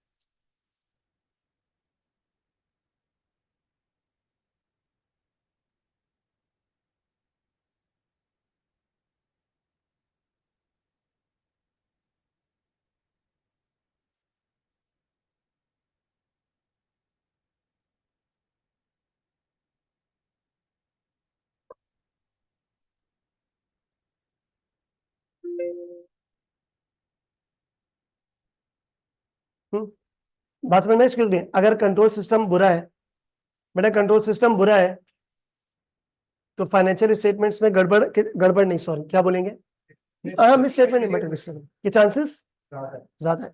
और अगर कंट्रोल सिस्टम अच्छा है, मटेरियल मिसस्टेटमेंट के चांसेस कम है। डन? अब इज इट डन? अब मैं यहां पर एक स्टेटमेंट और लिख रहा हूं, नोट करके बेटा लिखिएगा एक स्टेटमेंट। ऑडिटर क्या चेक करता है? हाँ बिल्कुल सही बोल रहे हो, क्या चेक करता है? ऑडिटर टेस्ट चेक, लिख लेता हूं बेटा, ऑडिटर चेक्स क्या चीज, थोड़ी और गहराई में जाते हैं। ऑडिटर फाइनेंशियल स्टेटमेंट चेक करता है, प्लस हर वो चीज जिसका इंपैक्ट आएगा फाइनेंशियल स्टेटमेंट पे। और सहरे फहरिस्त एग्जांपल मैंने आपको क्या दिए कंट्रोल्स की। आपको पता है ऑडिटर दो बेसिकली उसको क्या चेक करना है, फाइनेंशियल स्टेटमेंट्स, और हर वो चीज चेक करेगा जिसका इंपैक्ट आएगा किसके ऊपर, plus everything that has impact on financial statements. और इस एवरीथिंग को एरो मार के लिख दीजिएगा, एग्जाम्पल कंट्रोल। फिर इसको खत्म करो, इस लाइन को नीचे, आपके पास पेज अभी भी स्पेस है, 2 चीजें और काम की लिखनी है उसमें। जी बेटा, ऑडिटर किसको टेस्ट करता है? फाइनेंशियल स्टेटमेंट्स को, प्लस हर वो चीज जिसका इंपैक्ट आएगा किसके ऊपर, मिसाल कंट्रोल। अगर आपके कंट्रोल्स बुरे हैं बेटा, अगर कंट्रोल सिस्टम बुरा है, एफएस में गलती के चांसेस, कंट्रोल अच्छे हैं तो गलती के चांसेस कम है। Is it done? और ये मैंने आपको बताया। अब आप बच्चों ने काम ये करना है, ये इसमें दरमियान में एक लाइन लगाओ और दो बातें आपको बतानी है, टॉपिक के लिहाज से भी और एग्जाम के लिहाज से भी। नोट्स,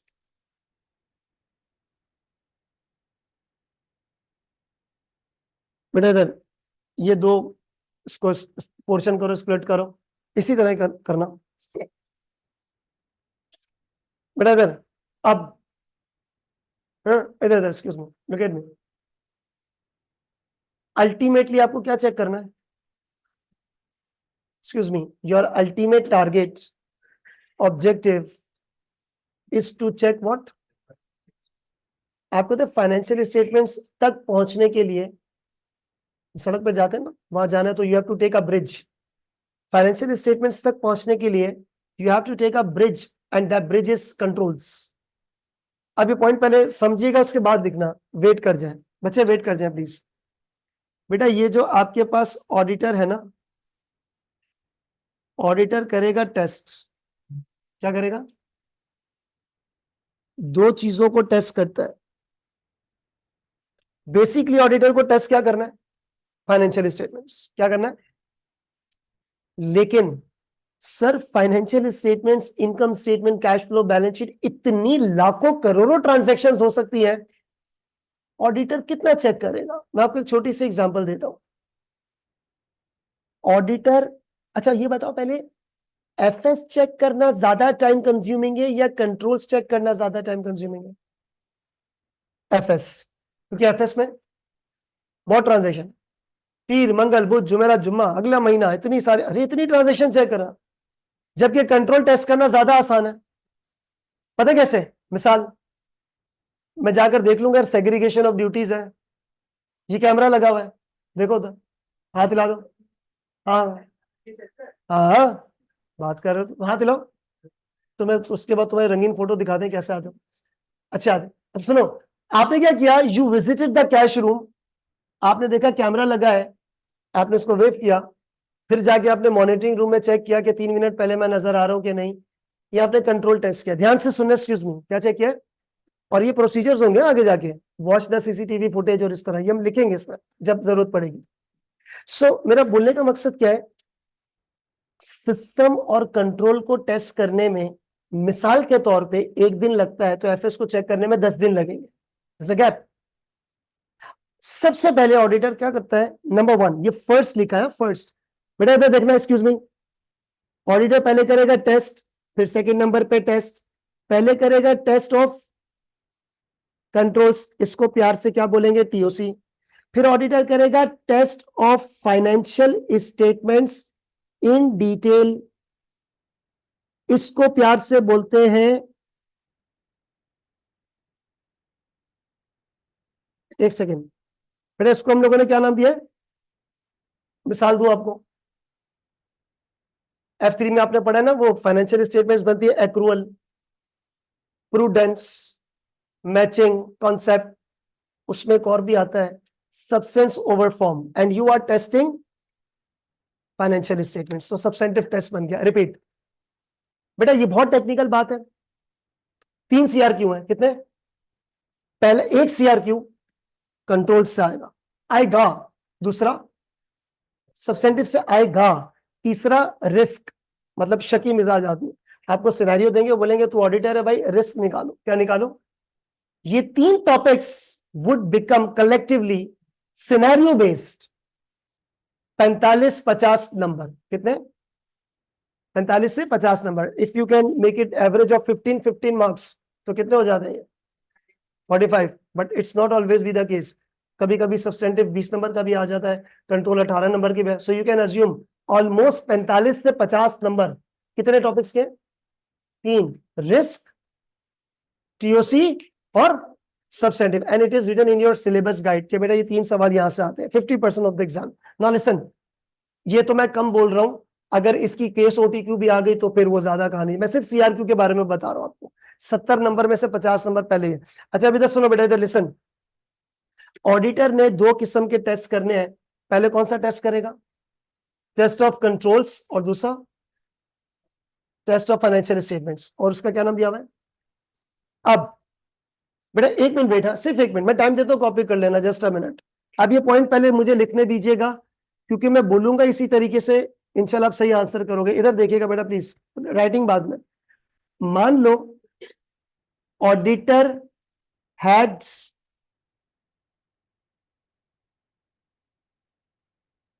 क्या लिखा भैया? ऑडिटर ने क्या किया? टेस्ट करने कर लिया, कर लिया। ऑडिटर ने कंट्रोल को टेस्ट कर लिया।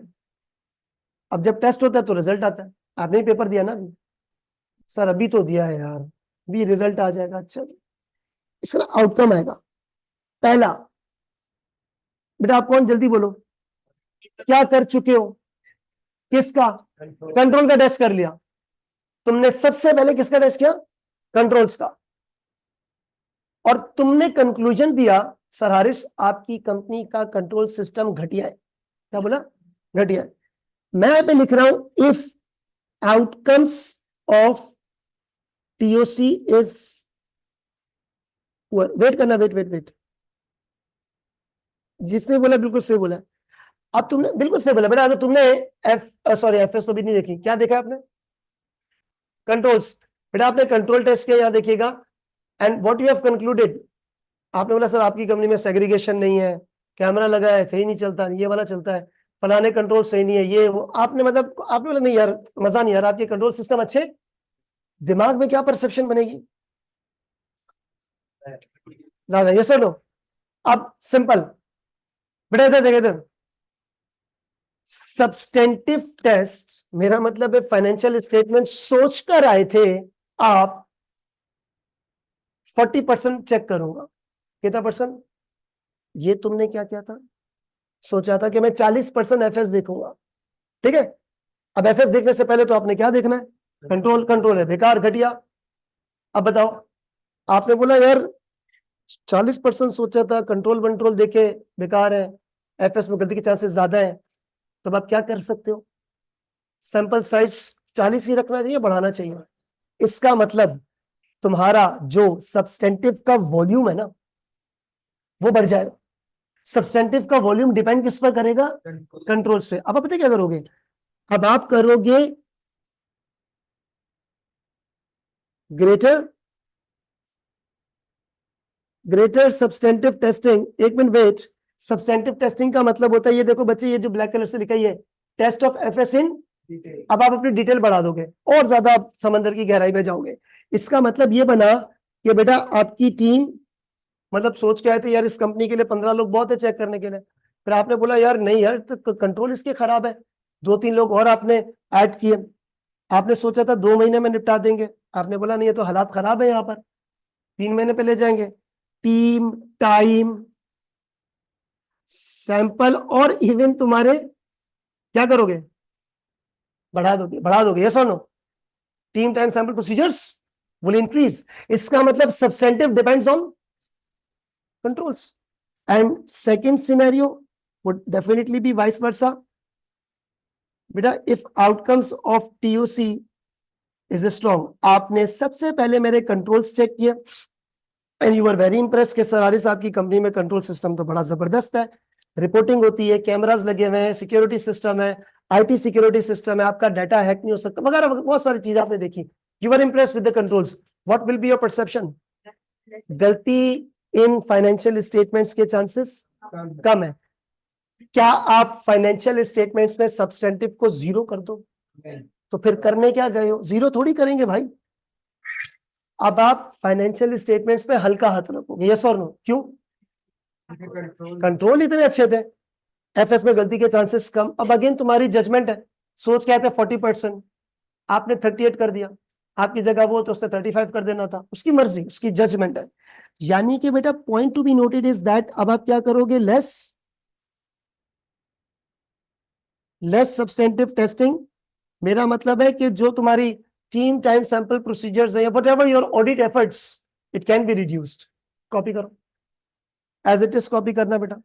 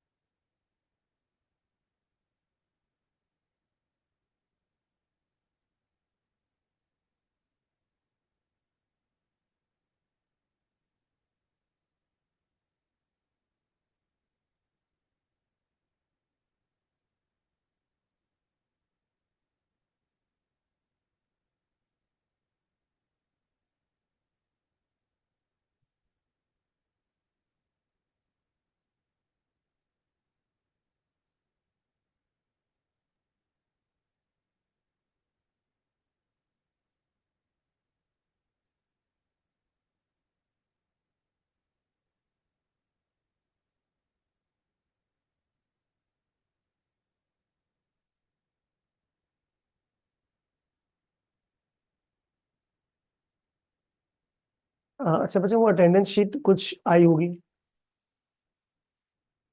अटेंडेंस शीट यहाँ पर कहाँ है?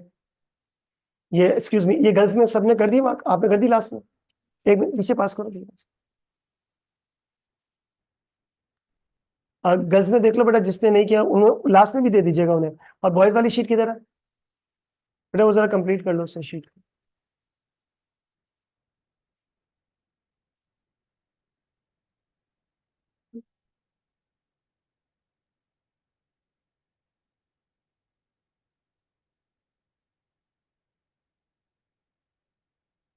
अटेंडेंस यहाँ पर सबकी होगी बॉयज में, एक्सक्यूज मी। हाँ, उधर भी होगा उसकी, आप लास्ट में।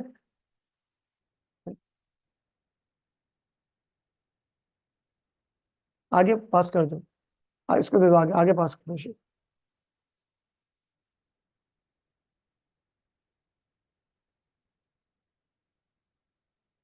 ये यहाँ रख देना असलान।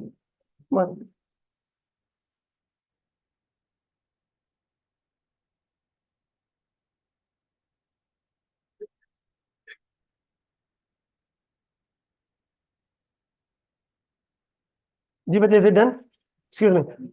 हाँ डन कर ले। मैं बस रिपीट कर रहा हूँ। Repeat, excuse me. कंट्रोल्स का इम्पैक्ट आता है किस पर? फाइनेंशियल स्टेटमेंट्स पर। और ऑडिट के स्कोप में क्या है? ऑडिटर डायरेक्टली फाइनेंशियल स्टेटमेंट्स पर अटैक नहीं करता, उसके स्कोप या कवरेज का मैटर है। ऑडिटर का बेटा काम क्या, जरा मुझे बताइएगा। कंट्रोल्स नहीं, अल्टीमेट क्या चेक करना है, कितनी डिटेल में जाके देखना है, ये किस पर बेस करेगा? टीओसी के आउटकम्स के ऊपर। तो पहले आपने क्या चेक करना है? कंट्रोल्स। और फिर उसके बाद क्या चेक करना है आपने? Financial statements. अगर कंट्रोल्स अच्छे हैं तो गलती के चांसेस कम है, हल्का हाथ रखो। अगर कंट्रोल्स बुरे हैं आपकी नजर में, तो फिर आपने फाइनेंशियल स्टेटमेंट्स को ज्यादा डिटेल में उठा के चेक करना। यस और नो? That's the point. याद कर लिया बेटा आप लोगों ने? 15 मिनट में आ जाए वापस, ठीक है? नमाज पढ़ लो, वापसी आ जाओ बेटा। बस 15 मिनट में वापस है। ऑनलाइन बच्चे, नो डिस्कनेक्शन, कोई डिस्कनेक्ट नहीं करेगा। 15 मिनट में वापस आ जाए, जोहर पढ़ लें, आ जाएंगे 15 मिनट में। बेटा वो गर्ल्स वाली शीट वहां पे हो गई है, ये आगे पास कर देंगे। डिस्कनेक्ट नहीं करना भाई।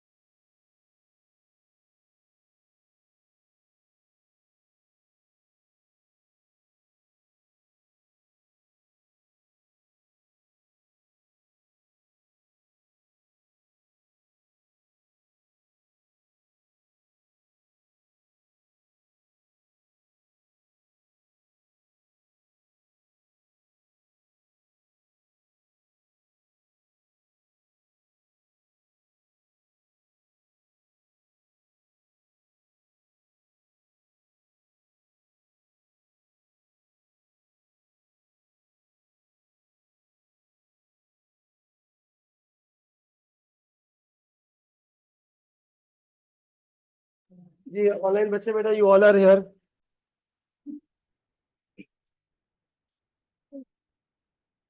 उरुज बेटा मुझे दोबारा से व्हाट्सएप करो। Just right your name, just right your name. Simple आप नाम लिख दो उरुज, आप मुझे मैसेज कर दो, मैं देख लूंगा अब इसको after the class.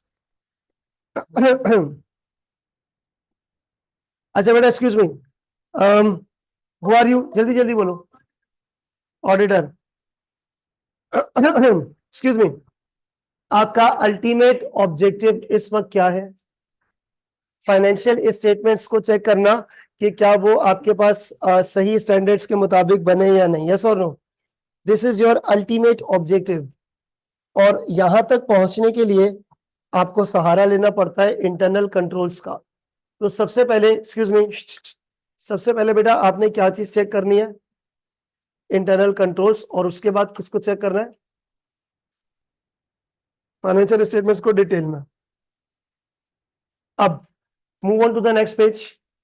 Page number 5 थोड़ी देर के लिए छोड़े, पेज नंबर 6 पर आ जाओ। पेज नंबर 6, जल्दी जल्दी पेज नंबर 6। अच्छा बेटा, ये जो आपके पास पेज नंबर 6 है, इधर पहले आपको एक छोटी सी चीज में याद दिलाऊं, that you have already studied this thing. मुझे एक बात बताओ, जब आप अकाउंटिंग करते हो, ये सारी टेक्निकल चीजें स्टार्ट है, तो क्या अकाउंटिंग में डायरेक्टली ट्रायल बैलेंस बन जाता है? नहीं। डायरेक्टली इनकम स्टेटमेंट बनती है? नहीं। क्या होता है सर? अकाउंटिंग की मतलब so called there is an accounting cycle. क्या है आपके पास? जैसे आपको अगर मैं बोलूं सबसे पहले क्या बनती है? Double entry. एंट्री के बाद क्या बनती है? Books of prime entry, sale day book, purchase day book, है ना? फिर उस बुक्स से कहां पे जाती चीजें? लेजर्स से ट्रायल बैलेंस। फिर ट्रायल बैलेंस, इसके बाद क्या होता है? अरे ट्रायल बैलेंस बैलेंस नहीं होता हमारा। फिर सस्पेंस, एरर, उसकी रेक्टिफिकेशन, एडजस्टेड ट्रायल बैलेंस, इन तमाम चीजों के बाद आप बनाते हो क्या? Income statement, balance sheet. पहले इनकम स्टेटमेंट बनती है क्योंकि प्रॉफिट बैलेंस शीट में रिटेन अर्निंग में नजर आता है। Is it done? बेटा इधर कॉन्सेंट्रेट। इसको कहते हैं अकाउंटिंग साइकिल। क्या बोलेंगे? अल्फाज पे गौर। जिस तरीके से अकाउंटिंग को चेक करने की, सॉरी अकाउंटिंग को प्रिपेयर करने की एक साइकिल है, इसको क्या बोलेंगे? अकाउंटिंग। इसी तरीके से फाइनेंशियल स्टेटमेंट्स को प्रिपेयर करने की ये जो अकाउंटिंग साइकिल है, इसी तरीके से फाइनेंशियल स्टेटमेंट्स का ऑडिट करने के लिए भी ऑडिट साइकिल है। आई रिपीट, फाइनेंशियल स्टेटमेंट्स का ऑडिट करने के लिए बेटा क्या है? Audit cycle. ये देखो क्या लफ्ज लिखा हुआ है, ऑडिट साइकिल के आगे क्या लिखा है? Systematic approach. ऐसा नहीं है बेटा, ऐसा नहीं है कि डायरेक्टली जाके आपने फाइनेंशियल स्टेटमेंट्स चेक करने लग जाने। नो, आयजा ने ऑडिट के स्कोप में जो चीजें रखी है वो मैं आपको बताने जा रहा हूं। बेटा इधर जरा कॉन्सेंट्रेट प्लीज। सबसे पहले, और ये इतनी इंपॉर्टेंट चीज है क्योंकि जब हम कोई टॉपिक जैसे पढ़ रहे होंगे, मैं आपको बोलूंगा बेटा ये ऑडिट की फलानी स्टेज में होता है, जैसे लाइफ साइकिल होती है ना, this is an audit life cycle. सबसे पहला अपने हैंडआउट पर ऐसे कीजिएगा, नंबर 1, ऑडिटर अपॉइंट हो रहा है या व्हाट इज रीअपॉइंट? दोबारा शेयर होल्डर ने आपको वोट दे दिया, अब यानी कि ऑडिटर की जो अपॉइंटमेंट है, और अगर मैं आपको इसको डिटेल खोल के बताऊं तो बेटा अच्छी खासी 1 या 1.5 क्लास का टॉपिक है पूरा का पूरा ये। ठीक है, नंबर 1 ऑडिटर्स अपॉइंटमेंट या फिर क्या, कहां पे? एजीएम। इसके बाद सेकंड नंबर पे एईएल। बेटा सेकंड नंबर पे क्या बन रहा है? एईएल। AEL means audit. अब सुनो इधर, लिसन, पेज नंबर 6। बेटा इधर एक्सक्यूज मी, पेज नंबर 6 हुआ क्या? ऑडिटर सबसे पहले अपॉइंट हुआ। थैंक यू भाई। ऑडिटर बेटा सबसे पहले क्या हुआ? अपॉइंट हुआ। और अपॉइंट होने के बाद बेटा ऑडिटर अपॉइंट होने के बाद क्या हुआ, यहाँ पर इंगेजमेंट लेटर बन रहा है। और इंगेजमेंट लेटर का मतलब क्या है, इधर जरा सुने बेटा। यहां पर आपके पास ये क्या चीज है, ये है आपके पास एग्रीमेंट। ये क्या है आपके पास, एग्रीमेंट। अच्छा बेटा जरा ये पॉइंट सुनिएगा पहले, उसके बाद लिखना। एक मिनट वेट करना, पहले सुनना उसके बाद लिखना।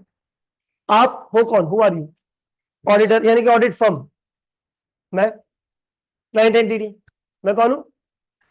अब जिस तरीके से इंप्लॉय जब इंडक्ट होता है ना, उसको एक ऑफर लेटर मिलता है, ठीक है ना, लिखत पढ़त होती है। इसी तरीके से who are you? Auditor. Auditor सबसे पहले क्या हुआ बेटा, अपॉइंट हुआ है। कहां पे अपॉइंट हुआ है? एजीएम में। एजीएम में जब अपॉइंट हो जाता है ना, उसके बाद ये बनाना जरूरी है। जब मैं आपको डिटेल बताऊंगा तो ये सारी चीजें आपके पास लिखी हुई आइजा 210 में। अभी आइजा नंबर लिखने की जरूरत नहीं है, it is itself the topic. तो सर आपके पास बनता है एक एएल, यानी कि ये एक एग्रीमेंट है। किसका एग्रीमेंट है? ऑडिट फर्म और क्लाइंट एंटिटी। आई रिपीट, नहीं ऑडिटर तो आप लोग हो, ऑडिट फर्म और क्लाइंट एंटिटी के दरमियान एक क्या बनेगा आपके पास, इंगेजमेंट लेटर। और इसका नाम क्या है, AEL. I do repeat again, सबसे पहले क्या हुआ, व्हाट्स हैपेंड, ऑडिटर्स अपॉइंट हुए, उसके बाद इंगेजमेंट लेटर बना। एग्रीमेंट है बेटा किसके दरमियान बताइएगा, between auditor and client company. लिखो जरा जल्दी से। अच्छा वैसे ही पूछ रहा हूं, वैसे ही इस एंगेजमेंट लेटर में क्या क्या बातें लिखी हुई होंगी, ऐसे अंदाजा क्या करना है, क्या करना है? फाइनेंशियल स्टेटमेंट 2024 का ऑडिट करना है। ये मैनेजमेंट तुम्हारी जिम्मेदारी है, ये ऑडिटर्स हमारी जिम्मेदारी है, ये हमारी बेसिस ऑफ फीस है। मतलब सारी टर्म्स एंड कंडीशन, या जैसे कि एग्रीमेंट में होता है, ताकि ऐसा तो नहीं पता चले कल को ऑडिटर है बोले परसों मैं नहीं आ रहा ऑडिट करना। तो it is a systematic process. What's number one step बेटा, नंबर वन में क्या हुआ जल्दी बताओ, अपॉइंटमेंट हुआ है। नंबर टू में audit engagement letter. What is the engagement letter? Agreement किसके दरमियान? इसके बाद अच्छा बेटा मैं आपको फिर से कह रहा हूं, जिस तरह फाइनेंशियल स्टेटमेंट्स बनाने की एक साइकिल है, उसी तरीके से उसकी ऑडिट करने की भी एक साइकिल है। नंबर वन क्या हुआ है, ऑडिटर्स अपॉइंट हुआ है। नंबर टू क्या हुआ आपके पास, एंगेजमेंट लेटर। नंबर थ्री इधर आ जाओ बेटा, ये कौन सी फेज है, planning stage. Now listen it very carefully बेटा। ऑडिट कोई छापा नहीं है, मतलब वैसे ही आगे सरप्राइज नहीं, ऐसा नहीं है। ऑडिट क्या है, नहीं प्लान्ड एक्टिविटी है। क्या ये, मैं आपको बता रहा हूं सुनो। सपोज आप कल अपॉइंट हुए, कल मतलब एक डेढ़ हफ्ता पहले इंगेजमेंट लेटर बना, आज आप कंपनी में आ गए, आते के साथ डायरेक्टली थोड़ी बोलोगे वो डायरेक्टर फाइनेंशियल स्टेटमेंट्स निकाल। आपने प्रॉपर तरीके से पहले क्या करना है। अब मैं तुम्हें बताऊं प्लानिंग में क्या है, बहुत सारे काम है बेटा। इधर प्लानिंग में एरो मार के लिख रहा हूं मैं, यहाँ पे क्या है, मैनी टास्क्स। लेकिन इसमें से one of the important work जो ऑडिट का होगा, वो होगा बेटा आपका रिस्क असेसमेंट। क्या लिखा हुआ है, रिस्क असेसमेंट। और अगर मैं आपको एग्जामिनेशन के हवाले से बताऊं, एक सीआरक्यू है, किधर से, रिस्क से। इधर मैंने एरो मार के लिख दिया। एक क्या बेटा यहां पे आपके पास सीआरक्यू भी है। सेकंड पॉइंट समझिएगा बेटा, नंबर 4 समझिएगा। ये लफ्ज क्या लिखा है, वेट वेट वेट, एक मिनट वेट बेटा, एक मिनट वेट प्लीज वेट। और मैं बताऊं जो मैं बोलने जा रहा हूं वो आपको पता है, पहले से पता है, ब्रेक से पहले वही बताया था। क्या लिखा है ये number 4, can you tell me audit performing में क्या आएगा? थोड़ा और अच्छा करो, थोड़ा और, कुछ और बोलो।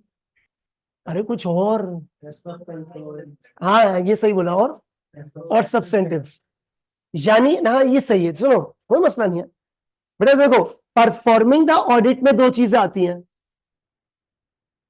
झूठ नहीं बोल रहा, वेरीफाई कर लेंगे सब। टीओसी और ये क्या लिखा हुआ है, wait wait wait wait, TOC और क्या, सब्सटेंटिव। और अगर मैं आपको एग्जामिनेशन के लिहाज से बताऊं, एक सीआरक्यू इधर से और एक सीआरपी उधर से, यस और no? So collectively it will become कितने नंबर अप्रोक्सीमेटली? 45-50 नंबर। रिपीट बेटा, सबसे पहले तो एक्सक्यूज मी, ऑडिटर ऐसे नहीं है, सबसे पहले ऑडिटर अपॉइंट हुआ है, अपॉइंटमेंट के बाद क्या क्या चेक करो? एंगेजमेंट लेटर, फिर प्लानिंग, प्लानिंग में बहुत सारे काम है, उसको आप छोड़ दें। इंपॉर्टेंट काम क्या है? रिस्क असेसमेंट, फिर परफॉर्मिंग। अब मैं कह रहा हूँ ऑडिटर ऑडिट परफॉर्म कर रहा है, मतलब टीओसी और सब्सटेंडर्ड है ना, जल्दी जल्दी साथ साथ कॉपी। इसके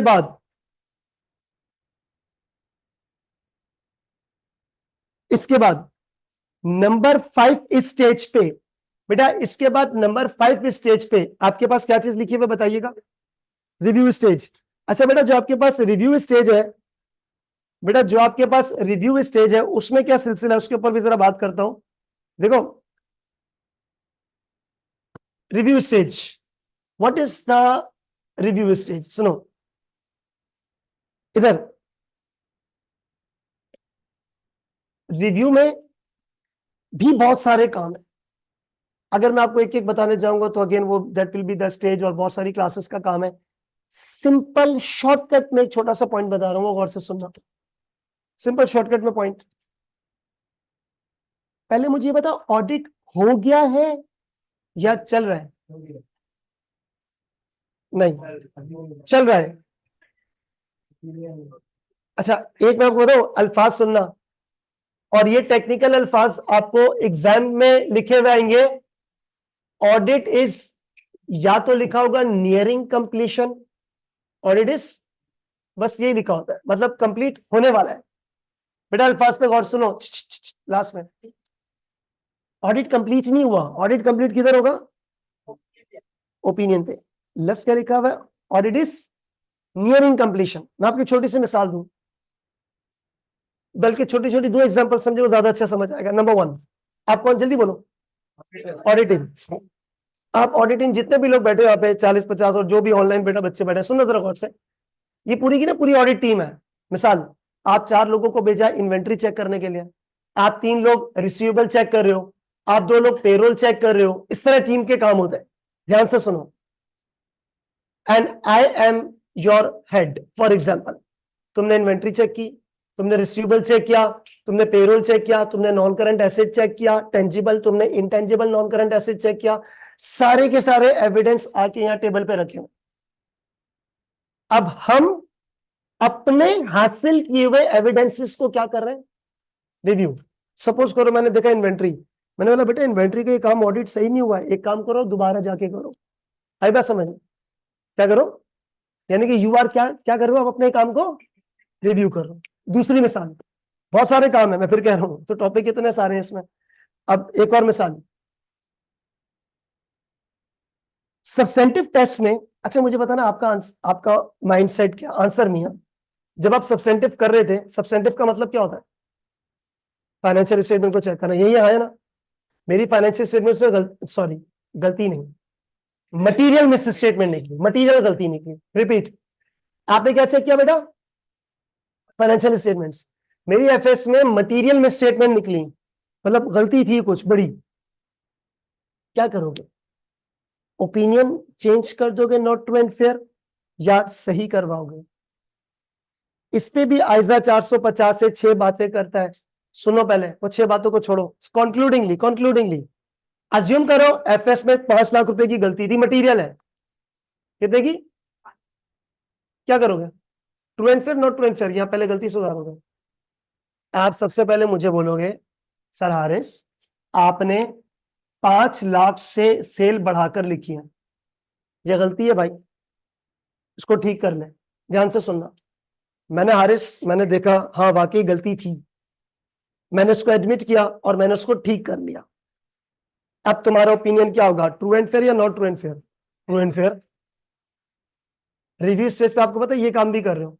रिव्यू स्टेज अज्यूम करते हैं, सब्सटेंटिव टेस्ट में आपने मुझे 15 गलतियां गिनवाई। कितनी मिस्टेक्स? सॉरी, मिस्टेक नहीं कहते, मटीरियल मिसस्टेटमेंट कहते हैं। सब्सटेंटिव में आपने मुझसे मेरी 15 मटीरियल मिसस्टेटमेंट गिनवाई और मुझे बोला सर हारिस इसको ठीक कर दीजिएगा। मेरे सर पे थोड़ी खड़े रहोगे अभी भी कर, अगले काम करने लग जाओगे। तुम्हारा सारा काम पूरा हो गया, कौन सी फेज आ गई? क्या रिव्यू कर रहे हो? यार ये जो अभी मैंने हारिस समीप को 15 गलतियां बोली थी 2 हफ्ते पहले, वो उसने ठीक किए या नहीं किए? यानी कि ये कौन सी फेज है?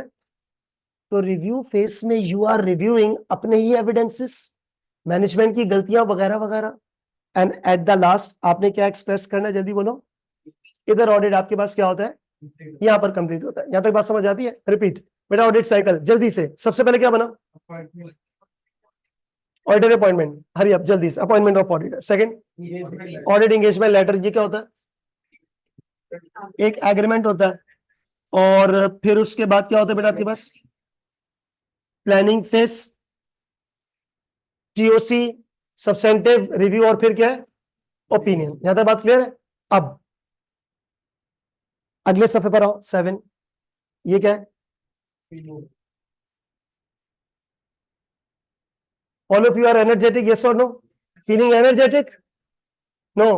फीलिंग सुस्त? What do I have to do with that? No problem, I don't care.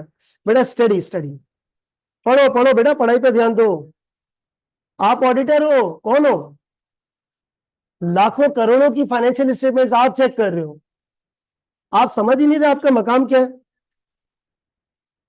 कोई बात नहीं, अब इधर सुना, इधर। हाँ, ओपिनियन ऑफ द ऑडिटर सुने। इसमें एक काम करो, 2 कॉलम्स बनाओ। सेकंड कॉलम को यहां पर ज्यादा मार्जिन देना बेटा। इधर एक ओपिनियन, इधर राइट साइड वाले को बेटा थोड़ा ज्यादा मार्जिन दीजिएगा।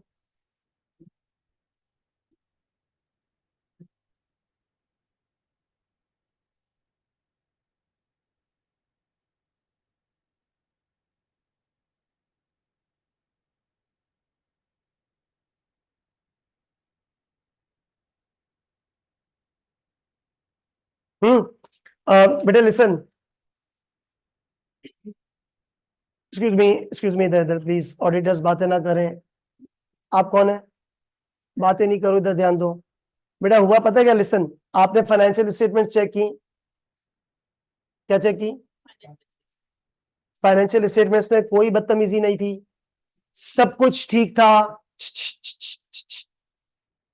सब कुछ ठीक था। तुम्हारे कलम से ओपिनियन क्या निकलेगा? गौर से सुनो इधर, इसको कहते हैं अनमॉडिफाइड ओपिनियन। जब एक ऑडिटर, ये थोड़ी सी टेक्निकल बातें हैं जो मैं आपको अभी बता रहा हूं, जब फ्यूचर में पढ़ेंगे तो तकरीबन 1.5 से 2 क्लास का ये पूरा लगेगा इसमें काम। आई बात समझ में? इतना बड़ा टॉपिक है ये। इसके सारे टॉपिक की ग्लिम्स मैं आपको बता रहा हूं, सुने। बेटा you have tested the financial statements, there was no material misstatement. आपने ओपिनियन दिया, उसको बोलेंगे क्लीन ओपिनियन। क्या बोलेंगे? इसमें ऑडिटर बोलता है, अच्छा प्यार से अनक्वालिफाइड भी उसको बोल देता है। फाइनेंशियल स्टेटमेंट्स आर क्या? True and fair. Is it done? बेटा हाँ या ना? दूसरा चेक करो क्या लिखा है, 1 मिनट। मॉडिफाइड ओपिनियंस, ये टेक्निकल बात है जो बताने जा रहा हूं। मैं काम कर रहा हूं, आप मेरे साथ साथ रहिए। 3 तरह के मॉडिफाइड ओपिनियंस हैं। पहला, मेरे साथ साथ लिखो बेटा, क्वालिफाइड ओपिनियन। थोड़ी सी स्पेस छोड़ देना कि एक लाइन लिखी जाए। दूसरा है एडवर्स ओपिनियन। तीसरा है डिस्क्लेमर ओपिनियन।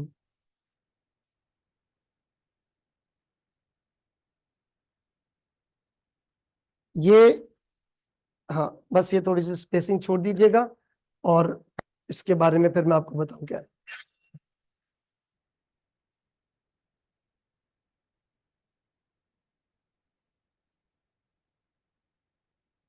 जब एक ऑडिटर ये कहते हैं ना financial statements are true and fair, इस ओपिनियन का नाम क्या बचे? अनमॉडिफाइड, क्लीन, क्लीन रिपोर्ट, सब कुछ ग्रीन सिग्नल में, जाओ सही है। और दूसरा क्या है? इसके कितनी टाइप्स हैं? 3। बेटा प्लीज स्टॉप राइटिंग, अब रुक जाए, सब लिखा रहेगा, कुछ प्रॉब्लम नहीं है। इधर देखा, वो इधर इधर, एक्सक्यूज मी। अच्छा अब बेटा व्हाट हैपेंस इधर, let's say for example before going to proceed with this, मुझे बात का जवाब दो बेटा दोबारा से।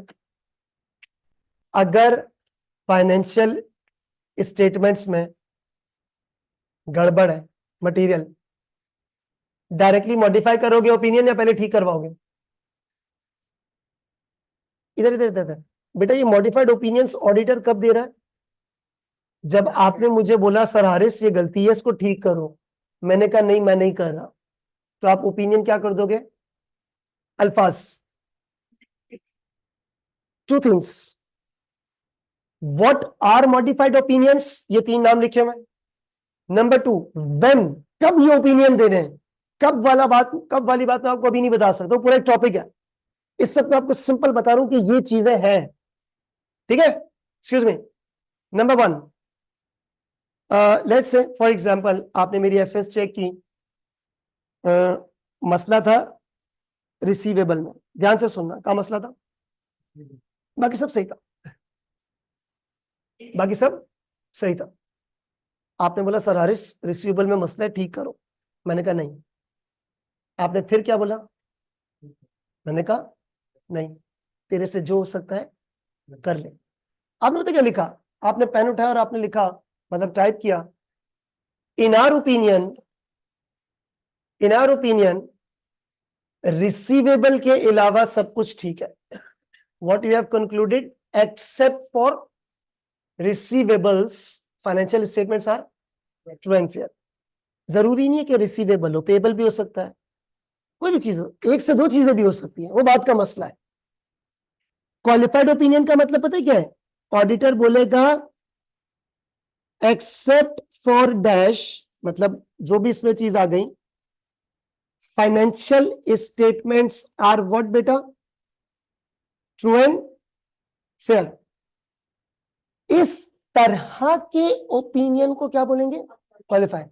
अब आपको पता है कि पहली क्लास में बता रहा हूं कि जब मैं अभी कल परसों जो भी टॉपिक अभी हम पढ़ेंगे, मैं बोलूंगा देखो मैनेजमेंट ने ये मिस्टेक की है, इस पे क्वालिफाई ओपिनियन बनता है, तो तुम ऐसे सरप्राइज नहीं बैठे हुए होगे, तुम्हें पता है कि क्वालिफाई ओपिनियन क्या चीज है। यस और नो, दैट्स द पॉइंट।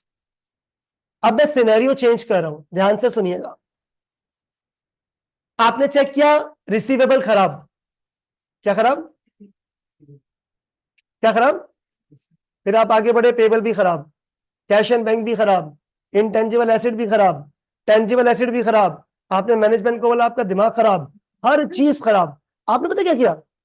आपने बोला सर इतनी गलतियां हैं पूरी एफएस में, इतनी इतनी ज्यादा गलतियां, और मैं ठीक नहीं कर रहा उसे। तो आपने एट द एंड कंक्लूजन ये निकाला, आपने बोला यार हारिस सनीफ बात सुनो, financial statements are not true and fair. पहले आपने पहले आपने क्वालिफाई में किस चीज को बोला था ट्रू एंड फेयर नहीं है? सिवाय इसके सब सही है, एडवर्स में सब खराब है। यस और नो? कौन सा डेंजरस है, क्वालिफाई एडवर्स? क्वालिफाई खतरनाक है, एडवर्स उससे ज्यादा डेंजरस है। तीसरा, तीसरा ये क्या है? ये इससे भी ज्यादा डेंजरस है। ये क्या होता है? नहीं नहीं, ऐसा थोड़ी कंपनी बन रहा है। बेटा सुनो इधर,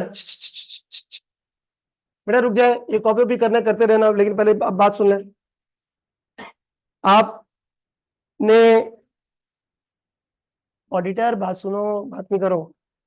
डिस्क्लेमर, डिस्क्लेमर में आपने पता क्या बोला? डिस्क्लेमर में आपने बोला हम फाइनेंशियल स्टेटमेंट्स पर कोई ओपिनियन ही नहीं दे रहे। क्या नहीं दे रहे? सबसे ज्यादा डेंजरस है, उसकी रीजन सुनिएगा। बेटा आपने यहां पर लिखना है ऑडिटर इज नॉट एक्सप्रेसिंग, अल्फाज पे गौर, लफ्ज क्या लिखा बेटा? कौन सा ओपिनियन नहीं दे रहे? नहीं। एफएस सही है? पता नहीं। एफएस खराब है? पता नहीं। यानी कि आपके पास आया माइक लेके, बोला बेटा what's your comments, no comments. अब ये जरा सुनो ऐसा होता क्यों है और इससे कंपनी को क्या क्या इंपैक्ट पड़ेगा, गौर से सुने। हम्म बेटा एक टर्मिनोलॉजी है, बेटा एक टर्मिनोलॉजी है, उसको हम बोलेंगे सफिशिएंट एंड एप्रोप्रिएट एविडेंस। क्या बोलेंगे? और ये अगेन अल्फाज बोल रहा हूं, आगे जाएंगे पूरे पेज का टॉपिक है।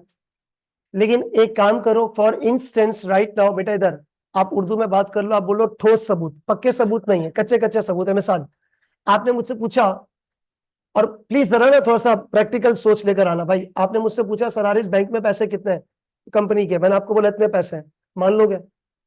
क्या सबूत चाहिए? Bank statement. क्या चाहिए? ध्यान से सुनना, मैं आपको बैंक स्टेटमेंट दे रहा हूं। क्या दे रहा हूं? फोटोकॉपी दे रहा हूं। क्या दे रहा हूं? वो भी है नहीं, तस्वीर वस्वीर खींची भी है, वो भी आधी ब्लर है, सनलाइट आ रही थी उसमें। सवाल, एक सेकंड, क्या मैंने आपको सबूत दिया? ये सबूत तो दिया ना, लेकिन ठोस सबूत नहीं। मतलब आपको ना सबूत देके तसल्ली नहीं हो रही। केस 2, आपने बोला सर ये प्रॉपर्टी किसकी है, मैंने बोला मेरी है। आपने क्या मांगना है? प्रॉपर्टी के डॉक्यूमेंट्स। मैंने कहा वो ऑफिस शिफ्ट किया ना तो वो इधर उधर हो गए। अच्छा, बोला किससे ली? मैंने बोला ये बंदा खड़ा है इससे लिए। बोला तूने बेची है? बोला हाँ हाँ पता नहीं। बोला बैंक स्टेटमेंट दिखा दो। मैंने कहा बैंक स्टेटमेंट गुम हो गई कॉपी।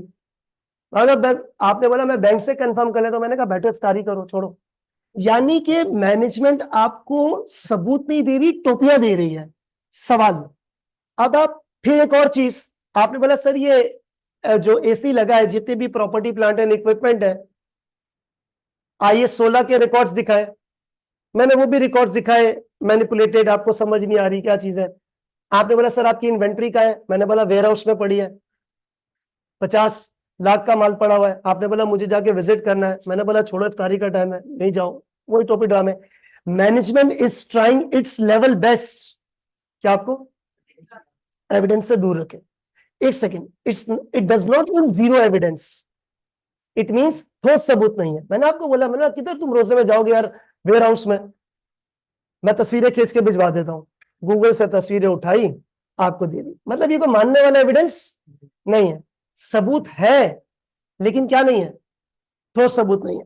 तो आपने इतनी सारी चीजें देखी, आपने बोला यार ये मैनेजमेंट टोपी पे टोपी दे रही है, and then what you have concluded, आपने लफ्ज लिखना है, due to lack of sufficient and appropriate evidence we are unable to express any opinion. आप इसकी मिसाल यूं लो, अगर यहाँ पे शेयर प्राइस 2 रुपए से गिरेगी तो इधर 10 रुपए से, इधर 30 रुपए से गिर सकती है। क्योंकि खुदा ना खासा अगर ये डिस्क्लेमर ओपिनियन आ गया, किसका इमेज खराब होगा? कंपनी का। कि 3 महीने के लिए ऑडिटर आया, 1 महीने में ऑडिटर उठा और बोल रहा है भाई मैं इसका ऑडिट नहीं कर रहे, तो सबूत ही नहीं दे रहे, ऑडिटर निकल लिया चुपचाप।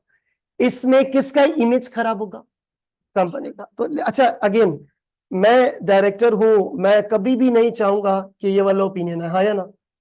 तो हमेशा गुंजाइश निकाली जाती है कि गलती है तो उसको ठीक करके कौन सा ओपिनियन दे दें। ये भी सारे बहुत वर्स्ट केस होते हैं, लेकिन जब कानून बनता है तो कानून बनते वक्त हर एक चीज का ख्याल रखा जाता है कि ये भी हो सकता है। तो बेटा डिस्क्लेमर कब देंगे? जी बेटा, due to what? Lack of evidence नहीं बोलो, सफिशिएंट एंड अप्रोप्रिएट एविडेंसेस, ऐसे लिखना है जैसा मैंने लिखा है। कॉपी करें बेटा से, due to lack of sufficient and appropriate evidence.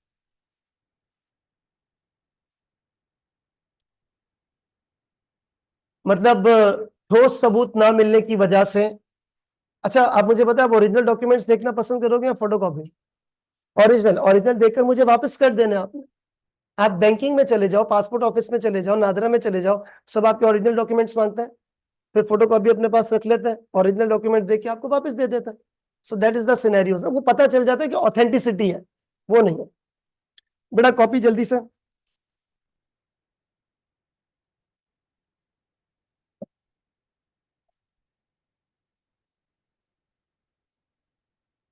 अच्छा एक सेकंड, देखो ऑडिटर को पैसों की पड़ी, पैसे मिल जाएंगे, मिल जाएंगे, सब पैसे मिल जाएंगे। नहीं नहीं, सही सही बात है। अच्छा ऑडिट 3 महीने का है, ऑडिटर जो है ना वो 1 महीने में छोड़ के चला गया, रिजाइन कर सकता है ऑडिटर दरमियान में। 1 महीने नहीं, 1 महीने के मिलेंगे। ऑडिटर इतना ऊपर जा रहे हैं यार, जितना काम किया उतने पैसे मिलेंगे। बेटा इसको जल्दी से कॉपी करें।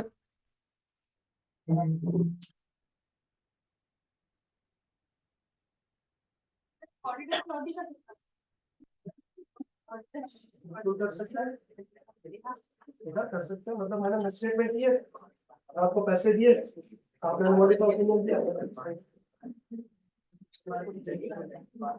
लेकिन ऐसा करना नहीं भाई, ऐसा करना नहीं, ऐसा करना नहीं, पता चले गए करते हुए पकड़े गए तो टॉट बाय हारिस हनीफ, ऐसा नहीं कर देना।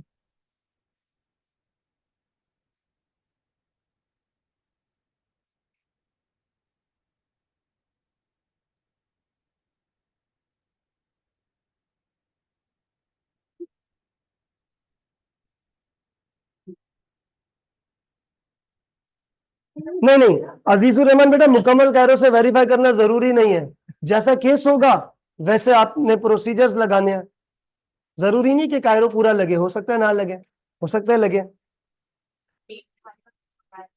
बाकी मुझे पता। अच्छा बेटा बात सुनो इधर, बात सुने, पेज नंबर 5 इसका रहता है इस हैंडआउट का, हैंडआउट नंबर 1 का, ठीक है। अगली क्लास में इसको हल मैं अभी खुद छोड़ रहा हूँ इसको, क्योंकि हैंडआउट नंबर 2 थोड़ा सा स्टार्ट मैं 10 मिनट के बाद करना चाह रहा हूँ, 10-15 मिनट के बाद। सुने इधर, आपका एक छोटा सा काम है भाई, अभी अगली क्लास कब है, परसों वेडनेसडे को, ठीक है। आपकी जो अगली क्लास है बेटा वो है वेडनेसडे, सेम टाइमिंग कितने बजे, 12 बजे। उसमें ये हैंडआउट नंबर जो 1 है, इसका जो पेज नंबर कौन सा है, 5 है, इसको डिस्कस करते हुए we will be starting with chapter number 1। अच्छा ये कॉपी हो गया बेटा, ठीक है जा सकते हैं। अच्छा बासु, आप लोग को मैंने हैंडआउट दिए, मिल गए, ऊपर नहीं लिखा तो लिख देना नंबर 2, जिसके पास नहीं लिखा वो लिख देना, ठीक है। चलो भाई खुदा हाफिज।